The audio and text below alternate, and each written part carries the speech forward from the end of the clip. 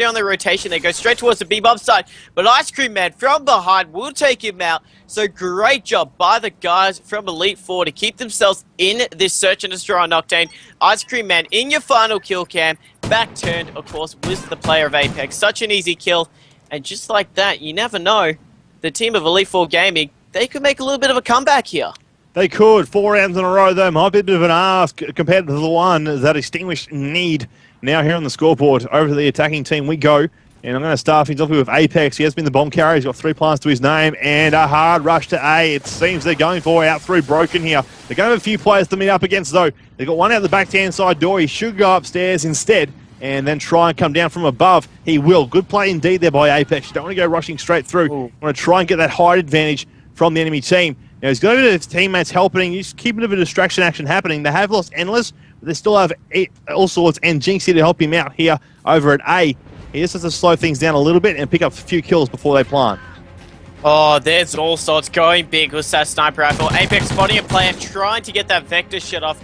Doesn't connect at all. So he would have given the call out so his teammates know roughly whereabouts they are. But now you can see Apex maybe try to get that rotation over A. They have the numbers advantage. Of course, it is him and Jinxie. Jinxie maybe trying to get the shots off, which he does. No, only hit markers. He should be able to finish this one off. It's jumps around the corner. Not much Present could do in that situation. And now, the last player alive, Collect Ace, fighting to keep his team alive in the search and destroy, rotating through Broken, and he has to take out the 3 remaining players from Extinguish. It's a 1v3 clutch. Over to him we go, and there it is there. Jinxie takes him down. Can't do much about it. 6-2 the score becomes, and 2-0 in the series now to Extinguish Gaming. You're going to have Chelsea on 2 and 6. Collect Ace 7 and 7, 6 and 7 for Ice Cream Man, and Brensky on 4 and 7. Then over to the winning team of Extinguish there, 13 and 4 for Jinxie. Apex on 4 and 4, 8 and 5 for All Sorts, and Endless 2 and 6. But you know, didn't have the best of games, but the team still won. That's all that matters. And these guys are now up in that series. We'll head into game number 3 in just a moment now, ladies and gentlemen. It's going to be, of course, some blitz action on Warhawk. But don't go anywhere. Quick commercial break. Be back with that number 3 matchup from round 1.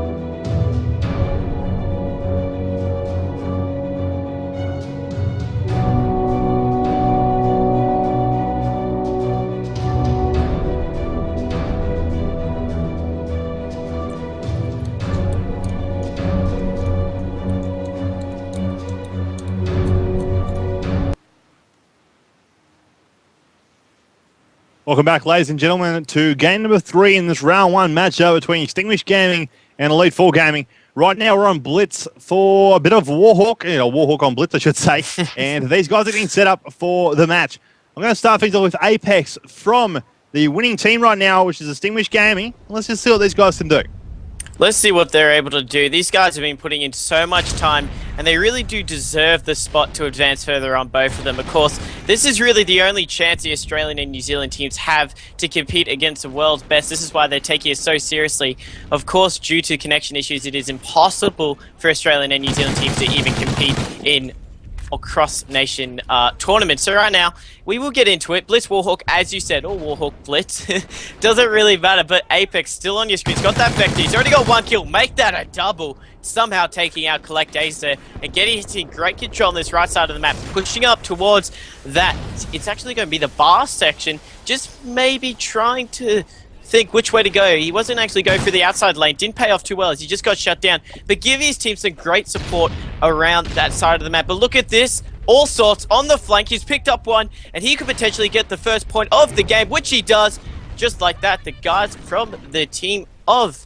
It is, so not the team... Oh, I've completely had a... Extinguished Gaming are in that lead right now. 1-0. Of course, first minute now gone. Score is, all sorts. Going to rise on a 3-kill streak. Well, he's on a 3-point streak, I should say. Obviously, 2-1 to his name. But with that 1 capture, it does help out as well. He's going to try and be a bit sneaky once again. Coming to the right-hand side under Water Tower. Might push in through Dino or Bar. Might have a few players. I'm going to put Oracle on for myself just to see if anyone's waiting for him. There is one in this back corner where they usually do defend from. Hopefully he's going to be aware of that. Sees one outside. They got some shots. One behind the truck though as well. He gets taken out by him. That's of course Brensky, who was waiting for him. Score still 1 apiece. Here comes Jinxie though up the main street to try and cause some damage. Let's get on board as Jinxie now. 3 kills to his name. Just been tearing it up in the middle of the map there, but finally was getting shut down by that MTAR shot from the Lady of Chelsea, because she is the only lady on the team of Elite 4 Gaming, and she's really been doing a phenomenal job for her team. As of right now, they are back in their spawns playing a little bit defensive work. They weren't able to match the aggression that the team of Extinguished brought, and just like that, it is 1 apiece. As you saw Chelsea run that one in, so great job by her. As look at Apex now pushing it, gets 1, tries to get the double, or it doesn't fully connect with the shots, and now actually running towards the gate, gets shut down. As we'll go on board with Endless, and as I say that, he's just somehow alive there and avoiding the bullets, but at this stage, Bio, it is just all Extinguished as they are in complete control of this game. Yeah, it does seem that way. While it is only 1 point a cap each, and the first quarter is gone, they seem to be pretty convincingly doing all right here. Now, just there, Endless, being smart, didn't go for the kill, went straight for the capture. That's what you want to see. You don't need kills to win this game. You need to play smart. You're going to have 2-1 right now in that score. Here comes the kill. Now, picks up the player, actually snuck past him. That's what you want to see. Knew where the player was going to be going. Got for the point, off the respawn, the teleportation, goes for the kill. It's great to see in this sort of matchup right now. You do have a couple of good kills happening from this Extinguished team. He's got 2 players in front of him while his teammates come in from behind to grab yet another point. It's 3-1. He might be able to do something here as he tries to stay alive. He's putting shots down towards the back of this trailer and does see a player back there. That's going to cost him though with the jump up. A little bit unlucky there, was trying to duke out the player there, but in the end, got outsmarted by the defending player. Let's get on board with the guys from Elite 4 Gaming. They are currently down, unfortunately, by 2 captures, but still plenty of time. Of course, after this one, there is another 5 minutes half, 1 minute 30 left in this one. As look at Chelsea running straight through the heart of the map. No kit chesting, slides it in, and there is also another player set up for the relay there. That is Collect Ace. He will easily be able to run that in, and that should tie up the scores. It's a great job by the Elite 4 Gaming keeping this one a close game. Yeah, it was. Collect Ace playing that smart as well. Not going for the kill, decided to go for the cap instead. It was more important to get that tie. As we hit into the last minute right now, hip fire from him inside of the bakery, picks up 1 kill, going for the second one. There it is, but away they push once again. Extinction. They're going to be up 4-1 right now. It's only the 1 point, the difference, and still plenty of time here in the first half to really, get another cap in. However, watch out, because they are pretty close off this respawn. Here comes Brensky, trying to pick up a kill there with Chelsea as well. But sadly couldn't do much. Chelsea got taken out. Ice Cream Man, and now Brent's got that respawn, just sitting back here waiting for them to make a play once again for that point. But, at the moment, it's looking to be maybe single down to 4-3 at the end of the half. Great job by Jinxie, just doing some great defensive and slaying work. Look at Apex there, less than 30 seconds left. He has actually duked out all the players there. There is one more being defensive. He does spot him there, and he needs to, can he slide it in? No, he gets a double, but gets shut down from the side there. That set his team up quite nicely, and then you saw All Sorts finish it off and the capture. So that is a 1-point lead as the final few seconds will trickle down in this first half of Blitz Warhawk. It is the team of Extinguish with the lead by 1 point, but you gotta know just how well the Elite Four guys are keeping this one such a close game. Yeah, you know, it's going to be interesting to see how this comes down. Now, we did see a close game in the domination. The S&D, however, not that close. But right now, heading to this next half, it should be interesting.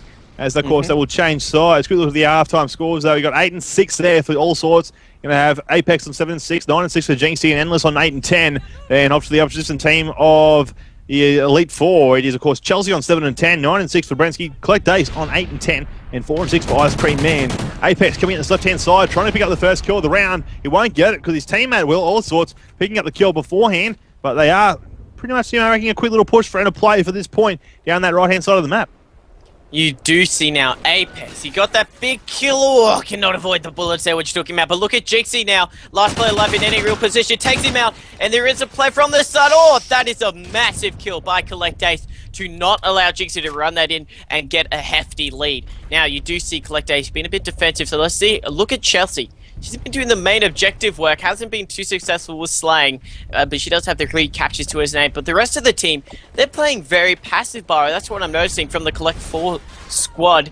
They're very happy to just chill in the back of their spawn, pick up a few kills, and then just push out from then on in. You know, they don't want to leave their point too open for any long of a time. You'll see now Ice Cream Man trying to be sneaking up the left-hand side in the alleyway. Gets taken out from behind, though. And here come a few more kills, and a point should go in. It does, 6-4. Watch out for the double-up, though, as you do have Endless right down there next to the dumpster. Has to wait for this time to tick on through. Picks up, tries to pick up the kill. Can't do it, though. All right, however, Apex trying to get in as well. Here comes All Sorts coming out of the medic side of things. He might slow things down, though. Thinks, yeah, there is a player pushing up. He got the call out. They're inside a diner, but Apex is after it. Oh, too easy kill there for Apex. They just double-teamed and squished that play inside of there. You do see now, once again, they're just playing a little bit too defensive for my liking. Of course, in my opinion, the best defense is a good offense. Works out so well in Blitz. If you can get aggressive, get in the face of the opposition team, and if you do unfortunately fail, you're just going to respawn on the back of your Blitz home plate and you'll be able to run a bit of defense. That's unfortunately not what's happening for the team of Elite Four, and that is why they unfortunately are down by 2 points in the overall series scoreboard. But look at this one. Ice Cream Man picked up one, got shut down from Apex, then Collect Ace sweeping on in. So as of right now, it should be, look at Apex, he does pick up one. No, the drop shot doesn't work out, and he gets shut down in his track, but still, they got that 2-point lead. Brensky, massive 2-piece just there for him on this defensive side. Of course, that Remington is sitting back, keeping eyes on every which way he can right now. They are down by 2. They've got 2.5 minutes to try and answer back to those points. Of course, it is still very doable from their point of view as their teammates keep respawning, but his defense right now is working out for him. Oh, but he gets peeked out as I say that by All Sorts across the map up there on top of Pharmacy. Chelsea's after the kill now. She should pick it up. She will. And now watch out. Here comes an attack. 2-player push. Big 2-piece there from Chelsea after she comes back around. And now will help the team out to push up a little bit and maybe get a bit of something happening for them.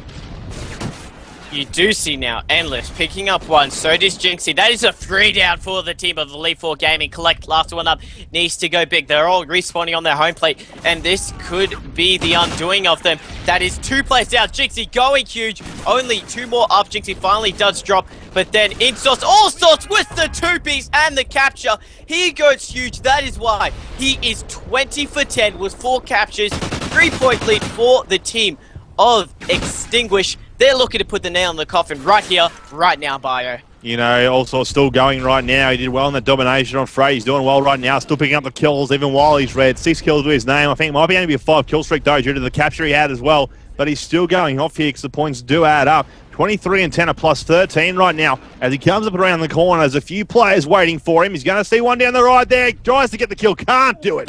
Ice Cream Man shutting him down before he can get the cap in. Just over a minute remaining. 3 points the difference, though, with Brensky on that defense once again. Ice Cream Man trying to help him out. Ice Cream Man has to go big now. He cannot be doing defense at a stage like this. and he's not doing good defense. That is another 3 down. Collecte's last one alive, and he is just getting targeted right now. Does actually find one. Still 2 more players around that enemy base, and they just run that one in. And with a 4-point lead in less than 44 seconds, I'm willing to say that is it for the Blitzdot. Warhawk extinguished too strong, and they take this one out in a very convincing fashion. You gotta note, the man of all sorts just went absolutely huge for his team in that game by 23 for 11 with 4 captures. Easily the man of the match. And there it goes again. One more cap to add up on his name before the end. 20 seconds left, but a +5 lead is all they're going to need. Obviously, mathematically impossible for them to do it now. And they'll get themselves a 3-0 victory, Extinguished Gaming. They'll be happy with that. Sadly, one team could win, one team has to go home. And that is Elite Four. Has to now finish up, wrap it up, and maybe perhaps try again next year. As the time will tick on through, we'll have a look at those kills. 24 and 12 there for All Sorts. Endless on 19 and 16. 17 and 13 for Apex, and Jinxie on 19 and 15 over the other team on Elite Four. Chelsea on 16 and 25, 15 and 20 for a Collect Days. Brensky on 15 and 17, and 10 and 17 for Ice Cream Man. It was a great first match. We did start off a bit hazily there. Got there in the end, however. A +5 lead in that Blitz game, making it 3-0 now in that series. And congratulations to them. They'll go on. I believe they'll be up against Immunity next, so the best of luck to them. They're going to need it. They're going to need it. Ladies and gentlemen, we're going to have a bit of a break now, off to a commercial. We'll get another match underway momentarily, so don't go anywhere. Back very soon with some more of this great action. Of course, it is the Call of Duty Championship Australia preliminary qualifier happening all day today, where the top teams try and take out one of the top 3 spots from today to guarantee themselves the chance to play for the top 2 and the LA trip to play in the championship later on in the year. And of course, Bioacid joined by Dr. Curry at the moment. Again, be back very soon after this break.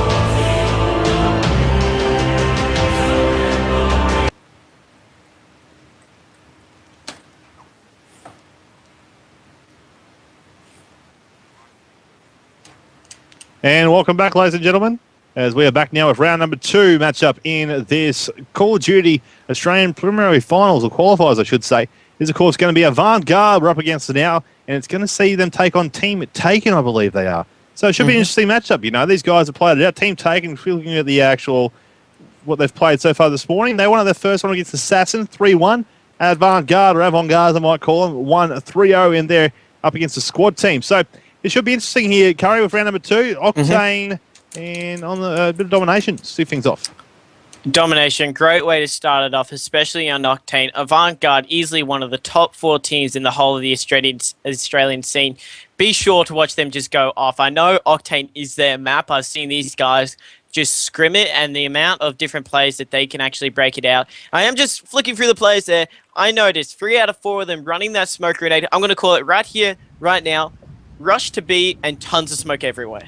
You know, I want to see what Benno's doing. He's, of course, the newest recruit, one of the newest recruits. So Kui's in there as well now as 2 of the newest members to the Avant squad. Of course, Benno, just like Hopi, being a former Halo player. And for those that ever followed the Halo scene and may have seen him over there in the US, he did play for Immunity for the Halo team. And they did travel to the MLG a few times and compete there. As he's going for that deep flank and push over here to Hotel right now. He gets to get a kill. His teammates are working on that B flag. Well, he comes around to A, being very sneaky here, trying to telegraph where a player might come from with that nade, making it neutral. We saw this play yesterday during one of the qualifiers. We're seeing it again now. Keep that flag neutral for as long as you can. It'll allow you to hold down C and B and get a massive lead. This is actually starting to work out quite well in their favour. Benno, he's picked up 1. He distracted them on that A flag, allowed them to capture B, and all of a sudden, Avant-Garde in complete control of this game. Hopi neutralising A once again. No points going in favour of Taken, as Avant-Garde are taking complete control of this game. They have eyes on middle and on each of the flags, but all of a sudden Taken, they're coming out with a bit of force right now. They're on the B flag. They've neutralised it. So good counteract by them, but all of a sudden, Benno and Kui, that is a free down for Taken, as it just seems like Avant-Garde complete control of this one. I'm going to change over to Unborn Sun. He just got picked up, so he'll come off the respawn. He's currently going largest for his team. Down on his team as well, you do have Carnage on 0-6, so he won't launch at him just yet. These guys are yet to get a flag, though. They did have a flag for a short time. They've got 6 points on the board compared to Avant's 24 and counting. About a minute and a half gone here from the first half. They're trying to grab B now. One player up there is broken. One there, lower extension as well. They take him out, but they do grab B at the same time. So, and they get A at the back in the background too. So it's a good little work here to them. They've got 2 flags in their favour. Now they're just going to set up a bit of map control. However, I think they're going to struggle with that, and they may not hold B for that much longer. Taken, they're answering back quite well here, but all of a sudden Avant, oh, look at that! Big play. Steezy, huge play there, 4 down for Avant. You don't see that too often, guys. Make sure you bookmark that. They are all at the back of that C spawn. And this is just, I'm not believe what I'm seeing here. Avant-Garde, they're getting outslayed and outplayed all of a sudden. As Taken crawling themselves back into that scoreboard as they have complete presence around that B and that middle map. As look at the kill feed lighting up there, but Avant answering back very strong. Yeah, you know, I'm going to say just Kui. Kui's on 13-4. He's going very well for Avant. Being one of the, I think he is the newest recruit to the team. Obviously, him and Benno joining around the same little time frame there. When it was, of course, Vamped, who had decided to retire, sadly, and now he's just picking up a couple of assists here, keeping these guys away. He did see one push through broken, and of course making his way to the C flag straight away. Sees him in the corner, and he will recap the flag for his team. Well, the rest of them do a bit of damage. You've got Benno, who's still around here at the back with his teammates trying to keep that A flag neutral. They're going to lose it here currently, but, you know, it's not going to matter that much. They've got a pretty good lead, plus 20 at the moment, and it should count up even more because the fact that the Taken team are struggling to hold down 2 flags, let alone that one. I'm going to jump on board now. Oh, you know, I wanted to see Carnage, but he's only 2 and 10. Look at Vilesider. I'm sorry, we have to go back. He's on an 8 kill streak right now. In one of those, make that 9, going for the 10th, doesn't connect. But he is just in one of those power positions on the map. Of course, out the front of Humvees, it gives him direct eyes over towards B and that spawn trap section. He's just broke double digits, 10 kills to his name. Him and Kui are going absolutely off, finally shut down. But look at Kui, was a 2-piece, 19 for 5. Make that 20 for 5, 3-piece for Kui. He is just going absolutely off right now. He is. They're a broken, coming down in front of strip, picks up, tries to pick up another kill, but he gets taken out by Unborn Sun.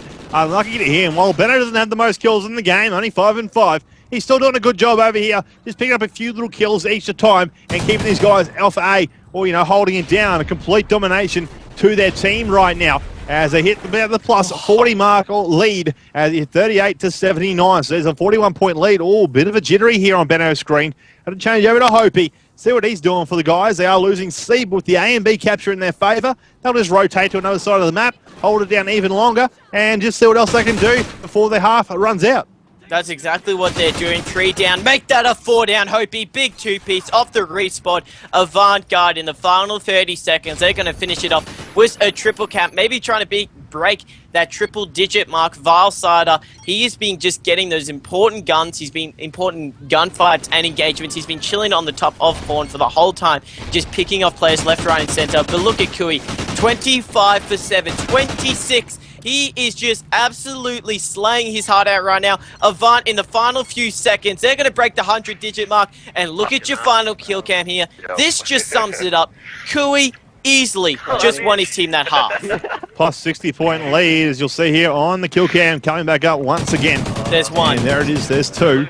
There's the double. Nice little kills there indeed to him, and with a good little lead there as well, plus 21 to his name. It's a great little first half. I'm going to write that down, 28. See what he can see if he can hit 50 bomb in a total of 10 minutes, because it doesn't just change. You have to go back to the lobby and then restart it again. Be interesting to see if they actually manage to do that. And hopefully with the update to come for the Clan v Clans, they do make it 2 halves. It'll also adapt into a private match as well for domination, so you won't actually have to end the match. It'll just change sides automatically for you, and you can keep going. These guys get set up for the second half now, but a plus 60-point lead, taken. I can hear them there in the background. They're aware of how hard this is going to be coming to this next half. They know that they're pretty much done and dusted. But, that said, they've still got an S&D and a Blitz to play out as well. So who knows? They might be able to pick up the victories there. Of course, there are 2 S&Ds and 1 Blitz with 2 dominations. So even if they lose both dominations, they can pick up some S&D victories and maybe the Blitz. Might be a bit too much to ask. But if they can pick it up, they can still win this and knock Avant out, who are actually one of the top 4 teams that are tipped to take out today. I know Avant, they will be at the live regionals down in Melbourne, so if they do not reach that top 3 mark, they can easily just possibly qualify at that live event. But as you said, the guys who have taken, they know they have a lot of work to do, and I really feel as though they need to home in on 2 players. That is Vilesider and Kui, the 2 main ARs for the Avant squad, because they've just been sitting back and just getting on those spawn trap positions. Now, I'm not going to be surprised. I'm calling it. If we see Avant go for a rotation straight off the bat to lock in C, then maybe go for B and try and recreate that A spawn trap, which they had in that first 5 minutes, which was just so dominant and got themselves that 60-point lead. It would be interesting to see exactly what they do straight off the break here. I want to see a bit more of this Taken team, though. We haven't been watching them that much due to the fact that they have been getting a bit more dominated. So I wonder if Ziggy will go. He seems to be with a teammate helping out here for the first C capture, and they'll just break out a little bit off here. So, 2 captures to the name. Ziggy and Carnage both helping out there to grab the C flag while his teammates pushed on out. However, they are watching out here right straight off the bat pretty much. You're going to have Vilesider sneaking up behind Ziggy here to try and flank around from bottom pawn. Shots will go out. He'll push through gas as well. I'm not quite sure if he's actually going to make that play, though. Looks like he's thinking about it to push inside a gas or just sit at the front here while they grab B.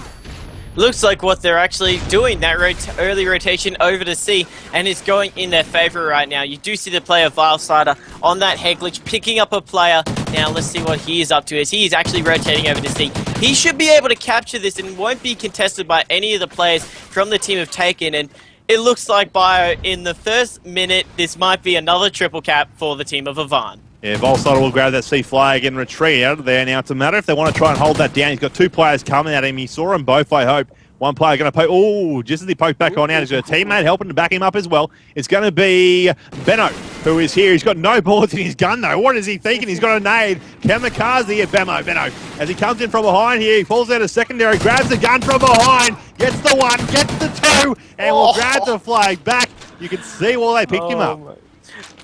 Great pickup. Honestly, I had a little bit of a doubt when they first chose it. Watching him right now just pick up that 2-piece and just go off for his team, that basically sums it up. Vilesider, 6 for nothing. He hasn't dropped yet. Also was a capture to his name.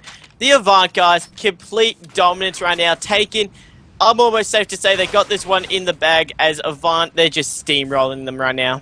Benno was on a 5-kill streak, got shut down though, sadly to him. So he'll have to restart that one out. But, over to the Taken team, they're struggling here, it shows. They do have 4 caps, or actually they've got 6 caps to the name already here in the first half. So they are grabbing more flags, but they're not holding them down. It's showing there, compared to the 4 caps that Avant have, they've captured every single flag at one time at least. They currently own A and B. They've given up on C, it would seem, for the time being. They don't really need it. They do have that plus 60 from the start. They've already got almost a plus 40 here in the second half. So, it's obviously showing that they know what they're doing. They're pretty much going to wrap this one up as quickly as possible for themselves. Just continue out through the day. Carnage trying to be a bit of a smart play there and grab A. Sadly, Benno was there to shut him down and pick up Unborn Sun straight afterwards. Oh, Benno, 2-piece of combining with Kui. And I'm just looking at the kill feed at the bottom right-hand section. And all I am seeing is just Avant. Avant players just slaying everyone and anyone, as you do see the occasional kill from one of the teams from Taken. But Avant just so strong right now, as Kui, he isn't having too successful of a second half as he did first. Now, if we do combine, he got, was it 28 kills in that first half, Bio? It was a plus 20. It was a 28 kills with a plus 21 KD. Oh. So he's 28 plus the 10. He is just 2 off the 40 bomb. Make that 1 off as he gets the 2-piece. Kui in this one game of domination has already broke 40 kills. Bio, do you think he could potentially get the first ever 50 bomb I would see on COD Ghost? He's not just there yet. He's only down. He's a two kills away from it, but you are right. He should be able to get close to 50 at this stage. With that 10-4 he's sitting on now after the 28 out from the first matchup. Hopey, though, is currently out of ammunition. Hopefully he's got Scavenger on or something to help him out. Another MTAR he found inside the B flag. That's going to really, help him out here just as these teams come off that fresh respawn behind Strip Club. As 2 players hit at that overextension side of things, tags away. In comes a specialist. He's in a plus 10 right now on his name, with that nice little specialist bonus continuing on through too. And I think most of them actually might be kills as well. Here comes more shots from behind, keeping these players away. Oh, finally shut down though by the man of Unborn Sun, making short work of him while it was glowing red. But, oh, no. Taken, struggling here. They're still yet to grab a flag back. They haven't had a flag for at least a solid 2 minutes here. I've never seen a team reach the 100-point club before a minute left in a half. And that's what exactly Avant have done. They have already broken over 200 points in this one domination game. That is something you do not hear too often. Benno was a 2-piece. Kui was another one. Let's show Benno some love. He is currently 7 kills to his name in the one life, 16 for 3. He's having a phenomenal second half as he's looking to make it 8. Players are just contesting him and he's just shutting them down. Left, right, and center. Less than 30 seconds left of Vine. They're going to try and make that stats look a little bit more beautiful as they are just going absolutely up. There's not much you can really say, Bio. Just complete dominance from the team of Avant-Garde. It was indeed. You're going to see 141 at the moment to 19, and their points are going to keep racking up. The other team will stay on 19, though, sadly, because they obviously can't get any more points due to that fact. So a 244 game between Avant and then 59 for the opposition team was Taken. Kui wrapping that one up. He's got 17 to his name there, so he's got 45 kills in total in 45. That one game of domination. He came 5 short of the big 50. He may be aware of that, he may not be, but there you have it. We'll just go through these kills quickly before we go to a break. You're going to see there 18-3 for Benno, Hopey on 15-4, 17-5 for Kui, with Bisider coming down the bottom there, but still a +7 with that 12-5.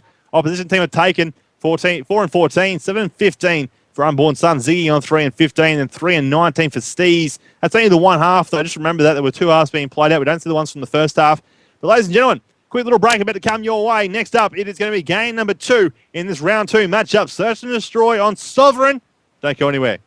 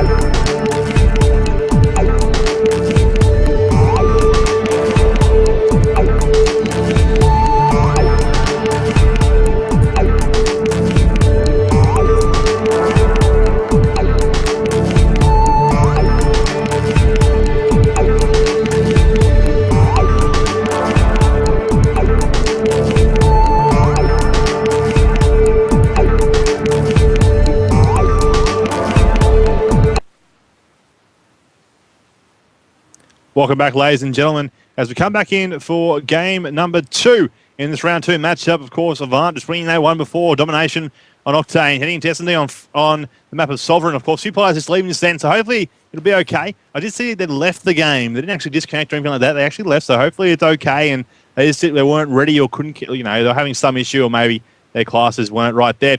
It's all good, though, as we'll be okay to start this one up, hopefully, back straight away. I can see him there in the lobby still. Yep, just going to leave and rejoin, he said. Just hopefully it's all good. But, Curry, quick little update on the bracket you have for us. Yeah, quick little update. Envy, that is Envy, not the American pro team, of course. We have our own Australian one. They have advanced into round 3 of the bracket. They will be up against possibly Team Immunity later on. So they have a long road to go as they will be competing in their round 3 matchup very shortly. And also Trident T1 Dotters. Of course, they are easily top 3 material in the whole of the Ozcode community. They had advanced also into round 3. So those are your 2 teams that have made it so far into the round 3 of the bracket. And of course, what we're seeing right now, taken up against Trident, these guys are fighting for that spot also. So great games going on right now across the whole of the Australian Call of Duty community as teams fighting for their lives right now. They know how important these following matches are, and that's exactly what Avant-Garde are doing right now. Already up 1-0 after a absolutely phenomenal effort in that domination on Octane. So, of course, the winner of this match will go on to play Trident T1 Dotters in the round 3 match. So, sadly, one of those teams will have to go home, and they'll have to try and fight for a position come Melbourne. That's, of course, on February 8th and 9th. Next weekend, myself, Dr. Curry, and Mike Starr, who you'll see later on today, we'll be down there casting that one live next to our production manager of ACLPRO. Big shout out to him again for, of course, all his efforts that he's been doing throughout this weekend, all day yesterday and all day today as well. He'll be there on that back end working the production. So here we go to start things off with some nice little S&D action on Sovereign, taking on the attack. We got to watch Carnage. He's got that shotty out. Of course, it is that Bulldog, and it just tears kids alive in that top office building. Guess where he's going? Top office. He does have the bomb.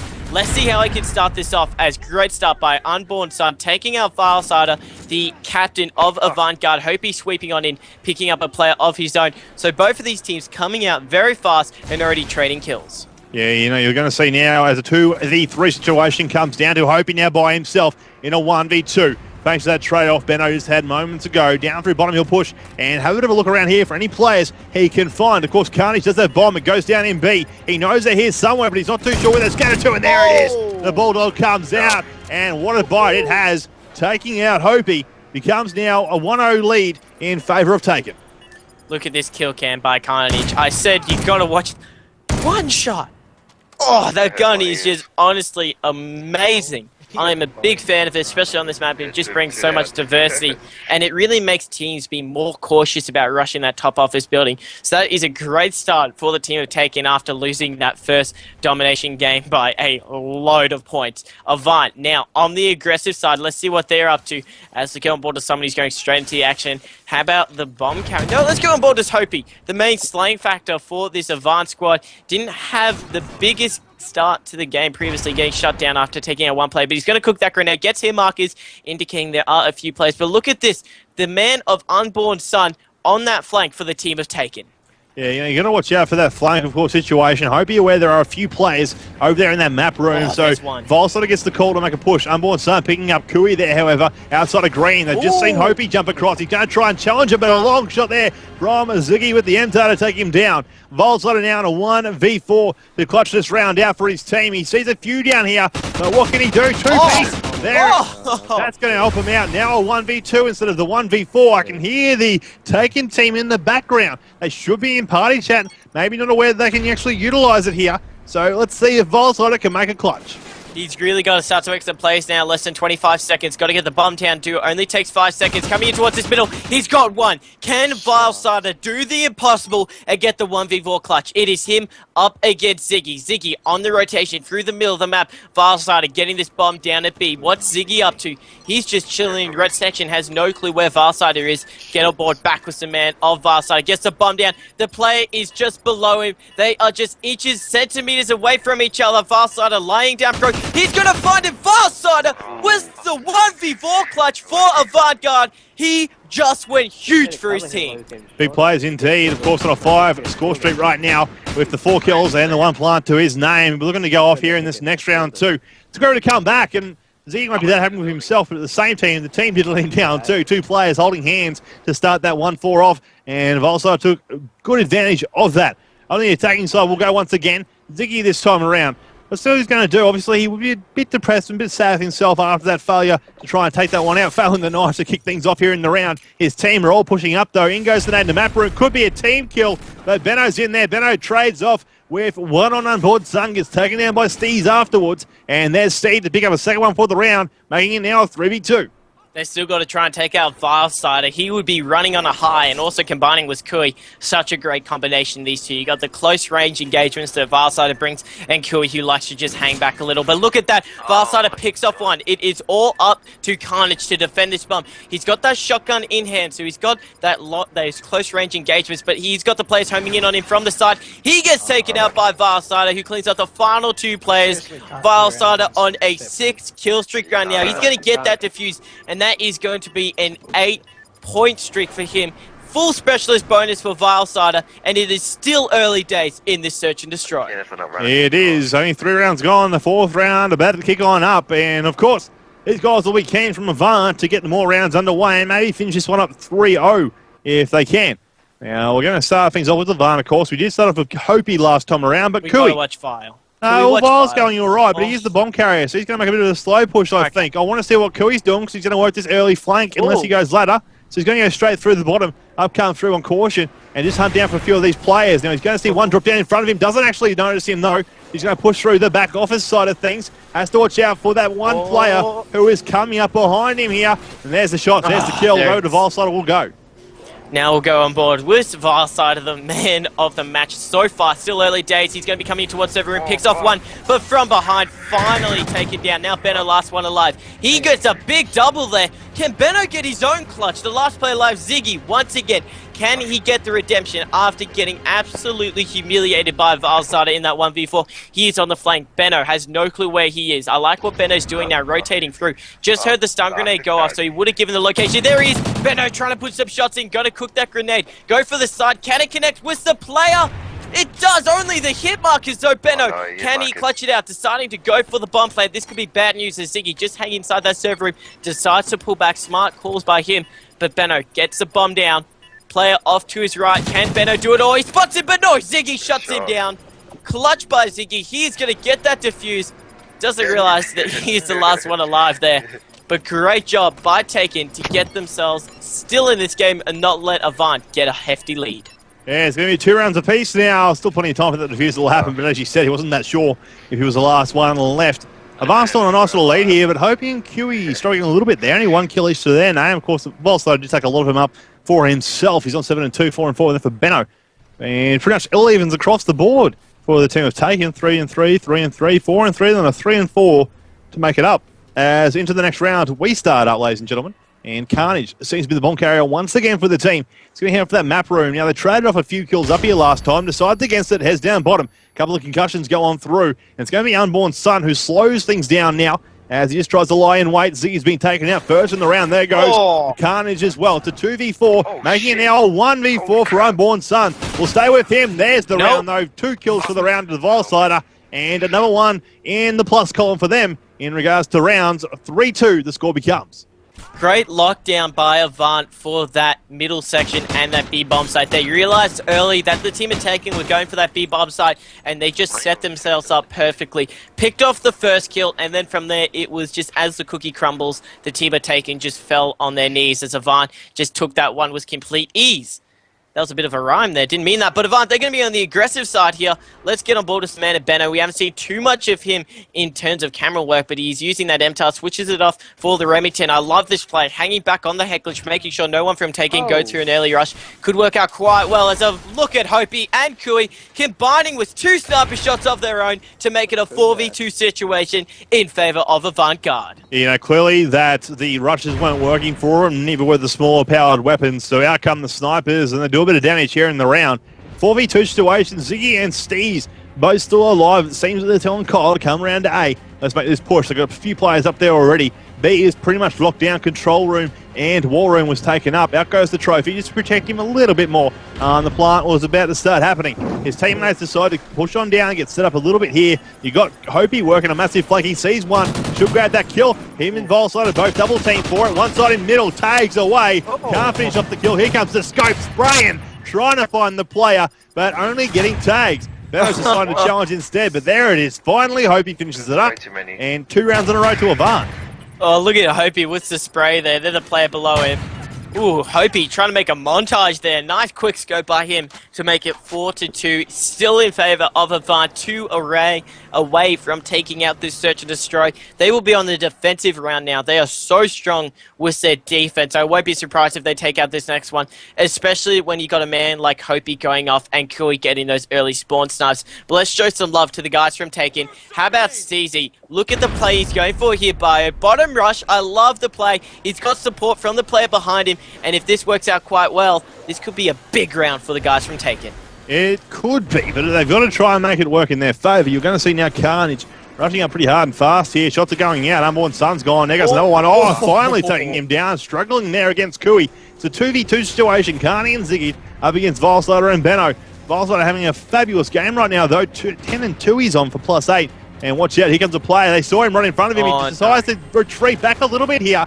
And they're just spraying back and forth at the moment. Carnage in a 1v2. Oh, not much you can do. Benno with the pistol, picking up a bit of a cheeky two-piece. There's one player, goes for the reload, got the call out, and the spray is real. That, of course, is the P20, if I am correct there.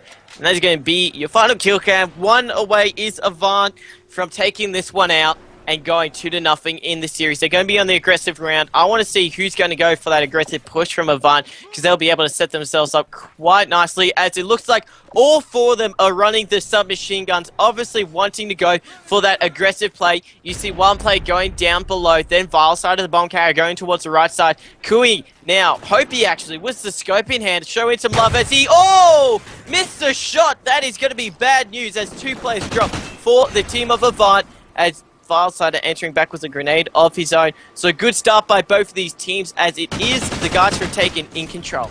Yeah, you're going to see Volslider picking up Ziggy. There goes Carnage as well. Volslider 2-piecing it up from inside the server room here at A. He does have the bomb in hand still. Might make a play shortly. Steez is in a 1v2 though. There's one player in front of him, but outshot by Benno. Steez can't believe. I can hear him in the background questioning what just happened. But that's going to be it all done and dusted. And a nice S&D victory for Avant there. They'll be happy with that, taking the series now to 2-0.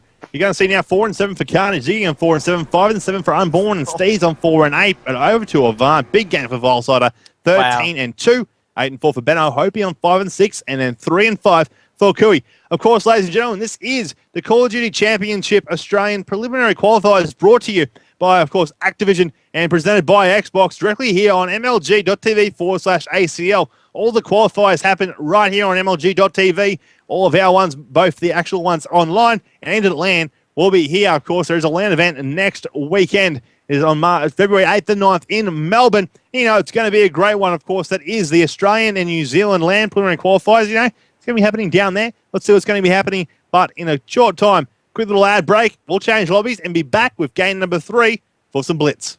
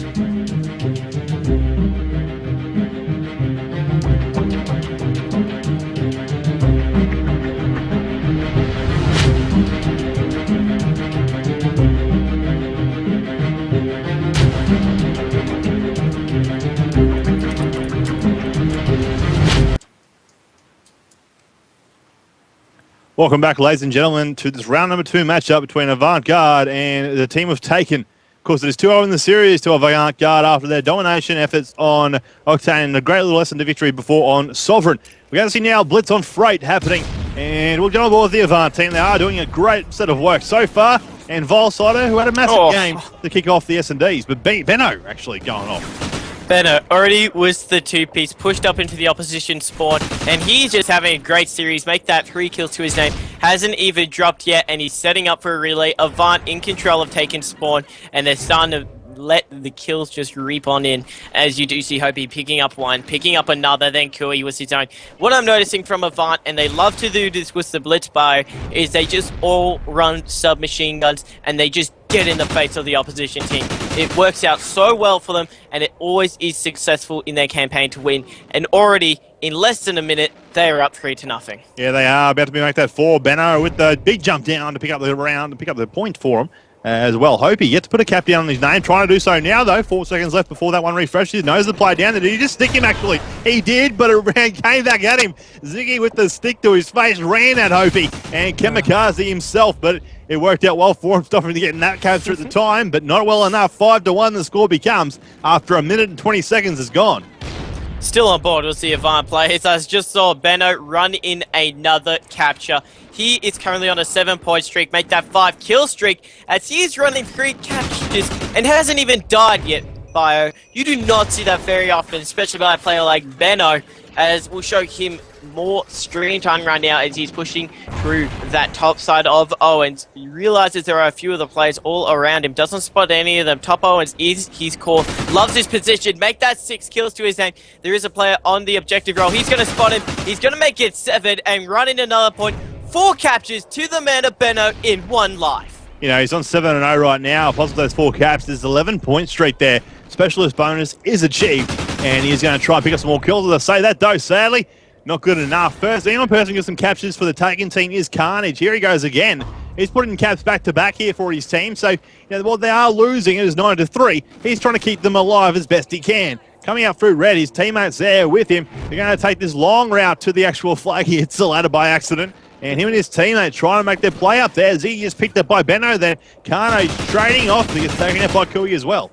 Avant are just outslaying and outplaying them right now. Varsider is still in their spawn, just picking up a absolute mountain of kills. He doesn't even care anywhere on the map. And look at the hip fire by him right now. They're just hitting all of his shots. That is why he's 9-2, 5 kill streak to his name, as he's just letting his teammates set up for the relay on that objective plate and just running the captures. Player behind him, he might finally be able to get taken out, which he does. Big kill by Ziggy to slow down the momentum of Vilesider, but that is going to be another 3 down for the team at Taken. Avant-Garde 12-3 with still plenty of time left in this first half. These guys are just relaying points back and forth, you know. They're not that worried about it all. Benno just pushed on through. Hope he's now going to chill here for 10 seconds and wait for that flag. He's watching the back door out towards Lumberyard. One player about to enter the doorway. There he comes on in, hip fire for 1, steps on and will get the point as well.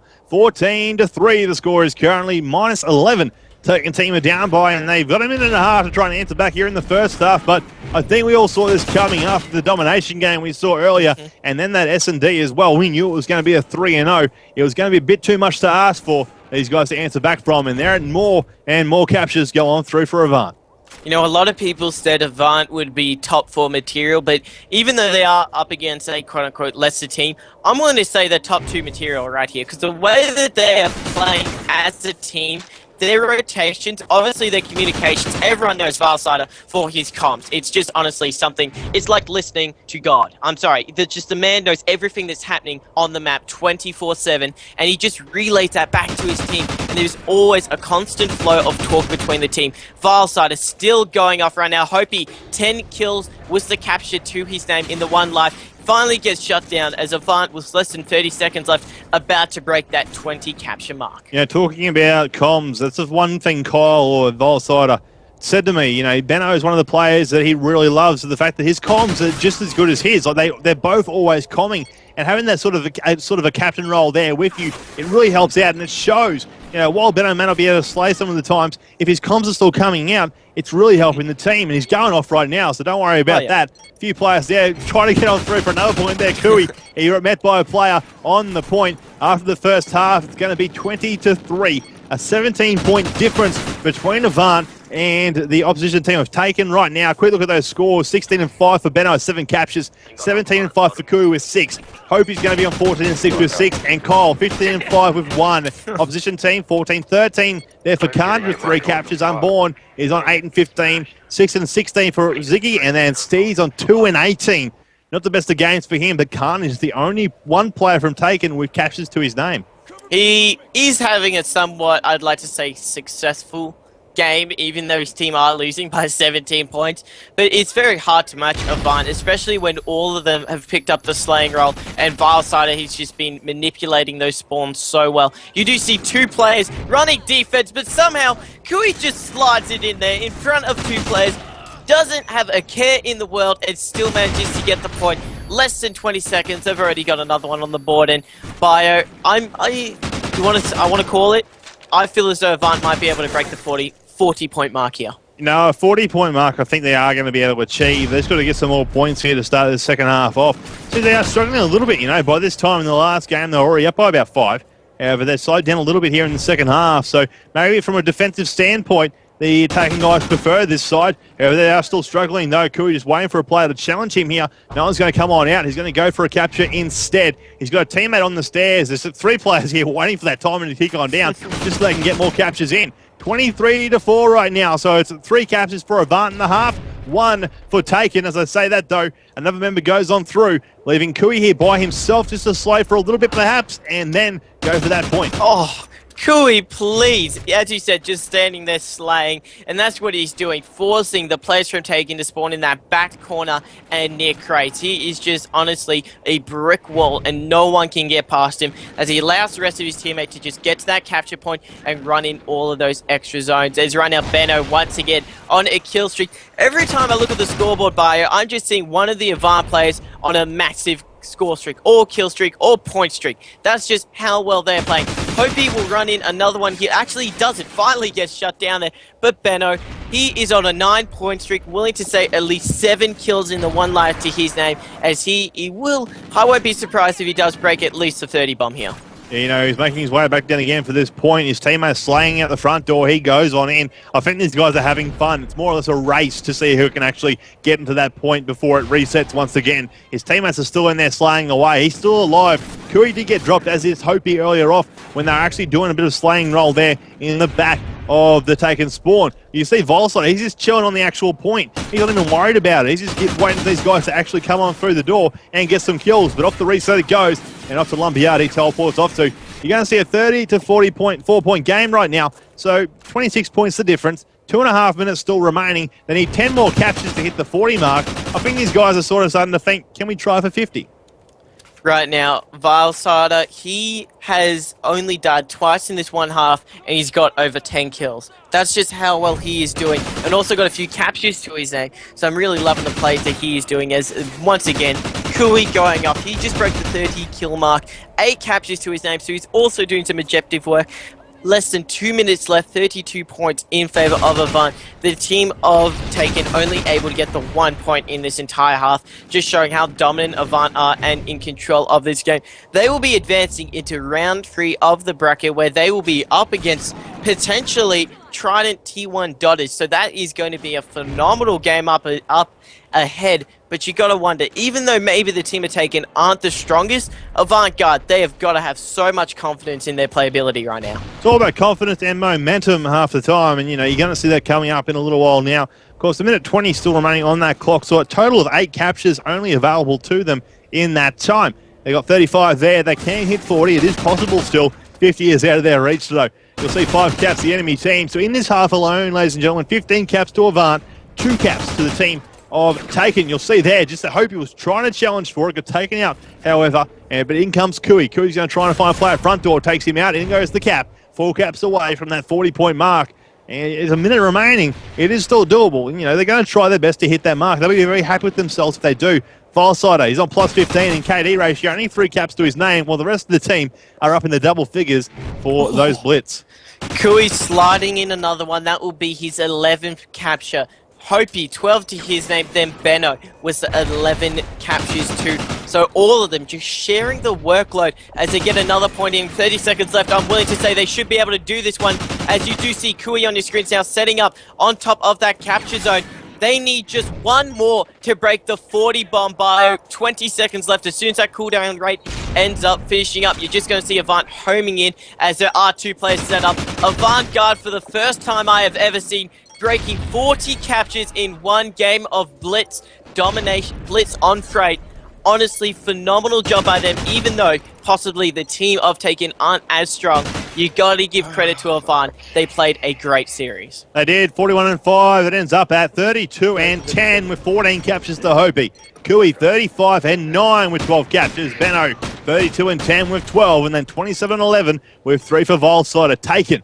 You're going to see Carnage on 10-30 with 3. Ziggy on 11-30 with 1. 9-31 for the man of Unborn Son with 1 capture. And then 9-37 for Steez. What a great matchup there. The Avant-Garde team proceed on through this AU preliminary qualifier, of course, for Call of Duty Championships. They're up against next the Trident T1 Dotters, who are going to be casted by Mike State and Curry. They'll be back very soon after a short break, ladies and gentlemen. But congratulate to Avant with that nice little 3-0 victory.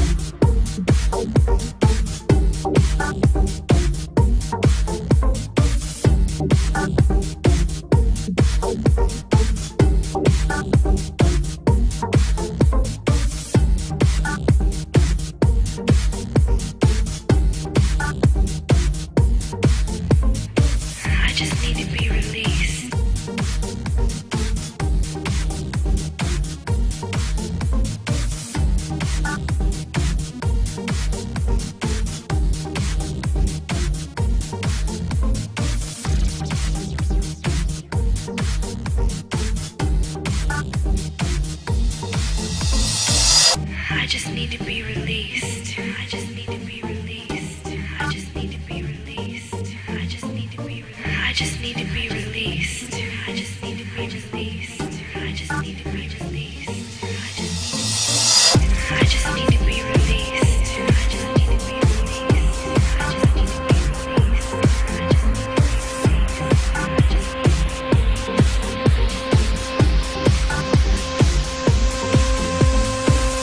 I just need to be released. I just need to be released. I just need to be released. I just need to be released. I just need to be released. I just need to be released. I just need to be released. I just need to be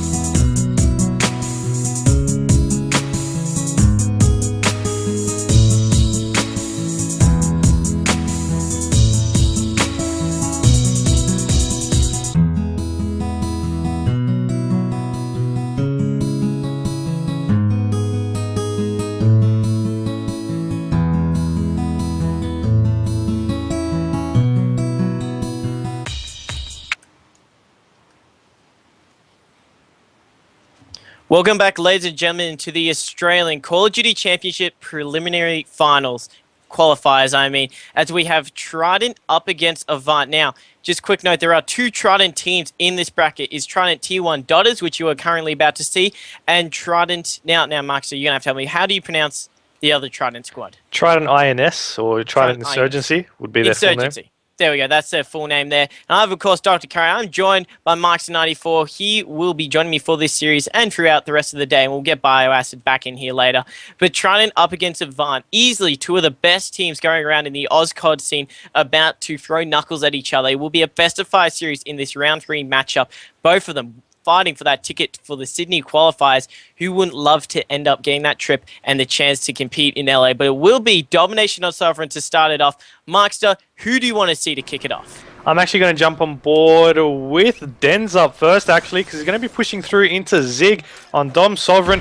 He's right outside of Server. He's going to be pushing on out. The nades is going out. He's got no one really to contest him over from that 10 side, but he is being heavily contested over on B. He's going to poke around and gets one. He just couldn't get the second. I heard Den's actually in the lobby previously talking a little bit of smack to the Avant guys, trying to get them in their head, and he did come off very strong. You see Avant trying to get that B flag, but Damage on your screen right now just dropped him from above and took him out. You do see now Trident in control of the B flag. Great start by them. Damage now hiding in that bottom section, does not want to die. Of course, that will put his team in a bit of a sticky situation, seeing as though he went big for the B flag. But at this stage, it is all Trident as they start a very strong lead in this domination on Sovereign. I mean, you're just going to be seeing them now, the Trident team. They've got 2 flags already. They've got A and B. They're trying to just hold off this B flag at the moment as they'll get a couple of shots in. Den's trying to hold it off, but unfortunately, he will get taken down from that command section.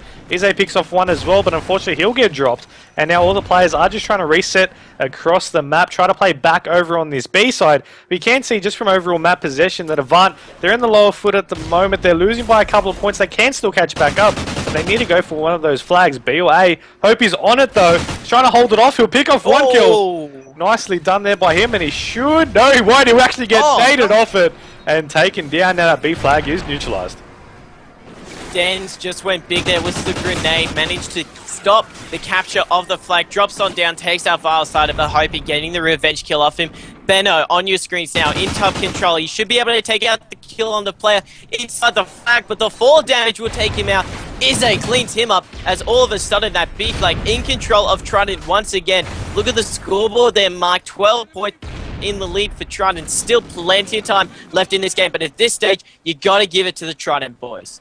I mean, you're just seeing them right now. They're going off. They're playing pretty well in comparison, but both teams are doing well. Chileans will get one, but unfortunately just couldn't get that second kill to get that nice double. And you actually got Damage. He's trying to go for this triple cap, forcing Avant to have to double back. It didn't work out for too long though, and he did get taken down at that C flag, but you got Denz right back there with another one of the Trident members. And even though they're losing A, they're also losing B, which could be a little bit of bad side for them. Vilesider, he went on that overextend over towards A, managed to capture it, but in the meantime was trying to get his team maybe some control over B. Didn't work out, unfortunately, for them. Kui, show him some screen love right now in the top office building. Doesn't know exactly where the remaining players for Trident are around the map. He does find one. The callouts were given. That was the powerhouse of Denz. He's having a phenomenal game so far, and just like that, Vilesider, last one alive. He eventually drops, but let's get on board with the man of Denz. Now, I'm going to be truthful here, Master. I didn't know who he was until he joined the Trident squad, and I was kind of like, who's this guy? Who have they picked up? Not the biggest call. And then I watched them play. I watched the Trident guys do a couple of scrims, and I was just so impressed. He was honestly one of the best pickups they possibly could have done, and he is just going off on this Sovereign domination. I mean, he is formerly a PlayStation team, but so is the most of the Trident team already, and that's why their team chemistry is just already so good. And you just see it resulted in this scoreline, 69-39 at the moment. They're playing off, they're pushing back over onto this B flag. Denz will get one, he'll get dropped, but the nade will come on in and take down that Avant player that was there. Chileans wraps around the other side, he'll pick off one. The Avant team are spawning over on that server room though, and Trident are wrapping around to try and contest them. The shot's going out, Denz will get one, and the other player will get cleaned up by Izzy. So B flag is once again under their control, and now they've got A flag as well for that triple cap. Good job there by Trident to get that triple cap down pack. Now they got to hold on to B with a minute left. Avant, they're not going to let them just walk away with it. As just like that, Dent with a big two-piece, 18 for 9 right now. He is just playing out of his skin right now, pushed up aggressively on your screens right now towards that A flag, looking towards that green opening room and knows that they're going to be spawning around that vicinity. Just putting up posts. He's going to find one. That's Kui. Oh, he chokes the shot. Kui makes him pay for it, and Avant now in the final few seconds jumping on that B flag, stopping the damage which Trident is starting to cause here. Trident easily will grab over 90 points to Avant's 55, still with a little bit of time to play out. I mean, you're actually going to be seeing the kills there coming from that Trident team once again. But we'll actually jump on with Volside because he's going to get one on that B flag. He's stunned. The nade's still going out. The players are just trying to push in here from the Trident team. And they're getting slaughtered here by Avant. Hopi and Berno both picking off kills. B flag will now go in favor of Avant. But the half's already over. The score will be resulting in 94 to 62. It's a 32-point game. Point. And that's going to be quite a bit solid big lead for the second half to come. Trident, they outslayed Avant. You can tell by the scoreboard in the top right-hand section. 11 to 13 was Hopi. Vile started 10 for 14, then 12 and only 11 kills for Kui and Benno while dropping the negative. While on the flip side, you can see the Trident guys. I'll just bring up that match summary for you guys. Trident, all of them dropping solid numbers. Den, 19 actually, for 20. Then you had Chileans. Now, you may know Chileans didn't drop positive, but those 4 captures really did help out his team. He worked with damage for the objective side. And last but not least, Izze, he was just kind of roaming around, picking up the slaying kills. So we'll get into the second half of Domination Sovereign. Trident up by 32 points. Big lead and a lot of work for the Avant-Garde guys to do. It's still possible for Avant to catch back up, though. You've seen it done before, and I definitely believe they'll be able to do it. You saw them dominate in that last series, and even though the teams are a lot more matched up this time round, if they just focus on something different, focus on what they did wrong, fix a couple of the mistakes that they made, and then go from there, they'll be easily able to cap it back up. They just need to focus on at least having that 2-flag lead for the majority of the game, and then do what Trident did, wrap back around, bait the triple cap and force them to have to play your game instead of playing your opposition's. That's exactly what Trident did off the start. They just came out so strong and just caught the Avant-Garde guys off guard, and it really did just set them up for a successful double cap for at least a solid 2 minutes and a half. But you will see the team switching sides, that 60-second countdown going down. But I want to watch one of the Avant players to start it off, Mike. I want to actually watch Benno. Now, the reason behind that is Benno, if he does go on a slaying rampage, can carry Avant to a win. I've seen him do it time and time again, and he really is going to be that player that Avant are looking to really lift their spirits. Of course, he was the recent pickup for the Avant squad along with Kui. So Avant, all the players, they're very well known in the competitive scene, but as a team, they actually haven't been around for a while. Benno on your screens right now. Now, I like the play. Shooting out the glass above him. So he's going to be rushing through this bottom office side building. No, he's actually going to rotate towards the top side. Interesting plays to start off this Sovereign second half. Where Trident seems to be already on that B flag, but Hopi actually gets a nice double to secure that area out. Now, Benno was on a drop from command, but unfortunately he got taken down as well. But you got Kui all the way outside of Caution. He's going to get a couple shots out, takes out one outside of Server. And you got Hopi watching from that top side as well. So still, B flag is not captured. Avant are trying to get on it at the moment. It is being heavily contested though. Lives are dropping. And Volside now is the last one left on it. Players dropping like flies all around it. You see Varsider now with Hopi on top of that flag. Hopi came in, crushed a few of the Trident players, jumped on it, and helped him capture it. You do see Kui. There's actually a man of Kui. I take that back, Kui. I'm not going to take anything away from you, as we'll get him on your screens now. Still near that B flag, realizes just how important it is to lock it down and do some defensive work. Needs to make sure that the Trident guys don't go for the overextend like they normally do. Kui picks up one, gets taken out from Dens from the side. Really, they have to shut down Dens. Cannot give him too much momentum, otherwise he will just perform to such a high level, as you see Trident overextending and trying to cap that B flag at the same time. but they're going to be going for A as well. No one's really in that area to contest them. Now, Benno, he takes down one, but he runs straight into another. And just like that, they will lose that A flag, the Avant team. So now they only got one flag, but they've rotated back. They try and cap C. Two players there from Trident are there, and they will take down Volsider. Kui is still there, however, and he's trying to cap it, trying to see, knows where they're going to come out from, but he looked up instead of down, and they duped him. They got the kill, and they've secured themselves back onto that C flag. Now, Avant, they're in a little bit of a picky situation because it's 27-26. They're down in flags, but they still have that 32-point score deficit from that first half to catch back up on, so they know time is running out and they need to make something happen. Now, call me crazy, but it seems like Avant are trapped in a B spawn trap. That is actually a thing on Sovereign Domination. Of course, if you can capture both of the home flags, you will have the opposition team just spawning right on top of that B flag, and you can just sandwich them into the middle of the map. But Avant, they have somehow fought their way out of it, and they will be capturing C.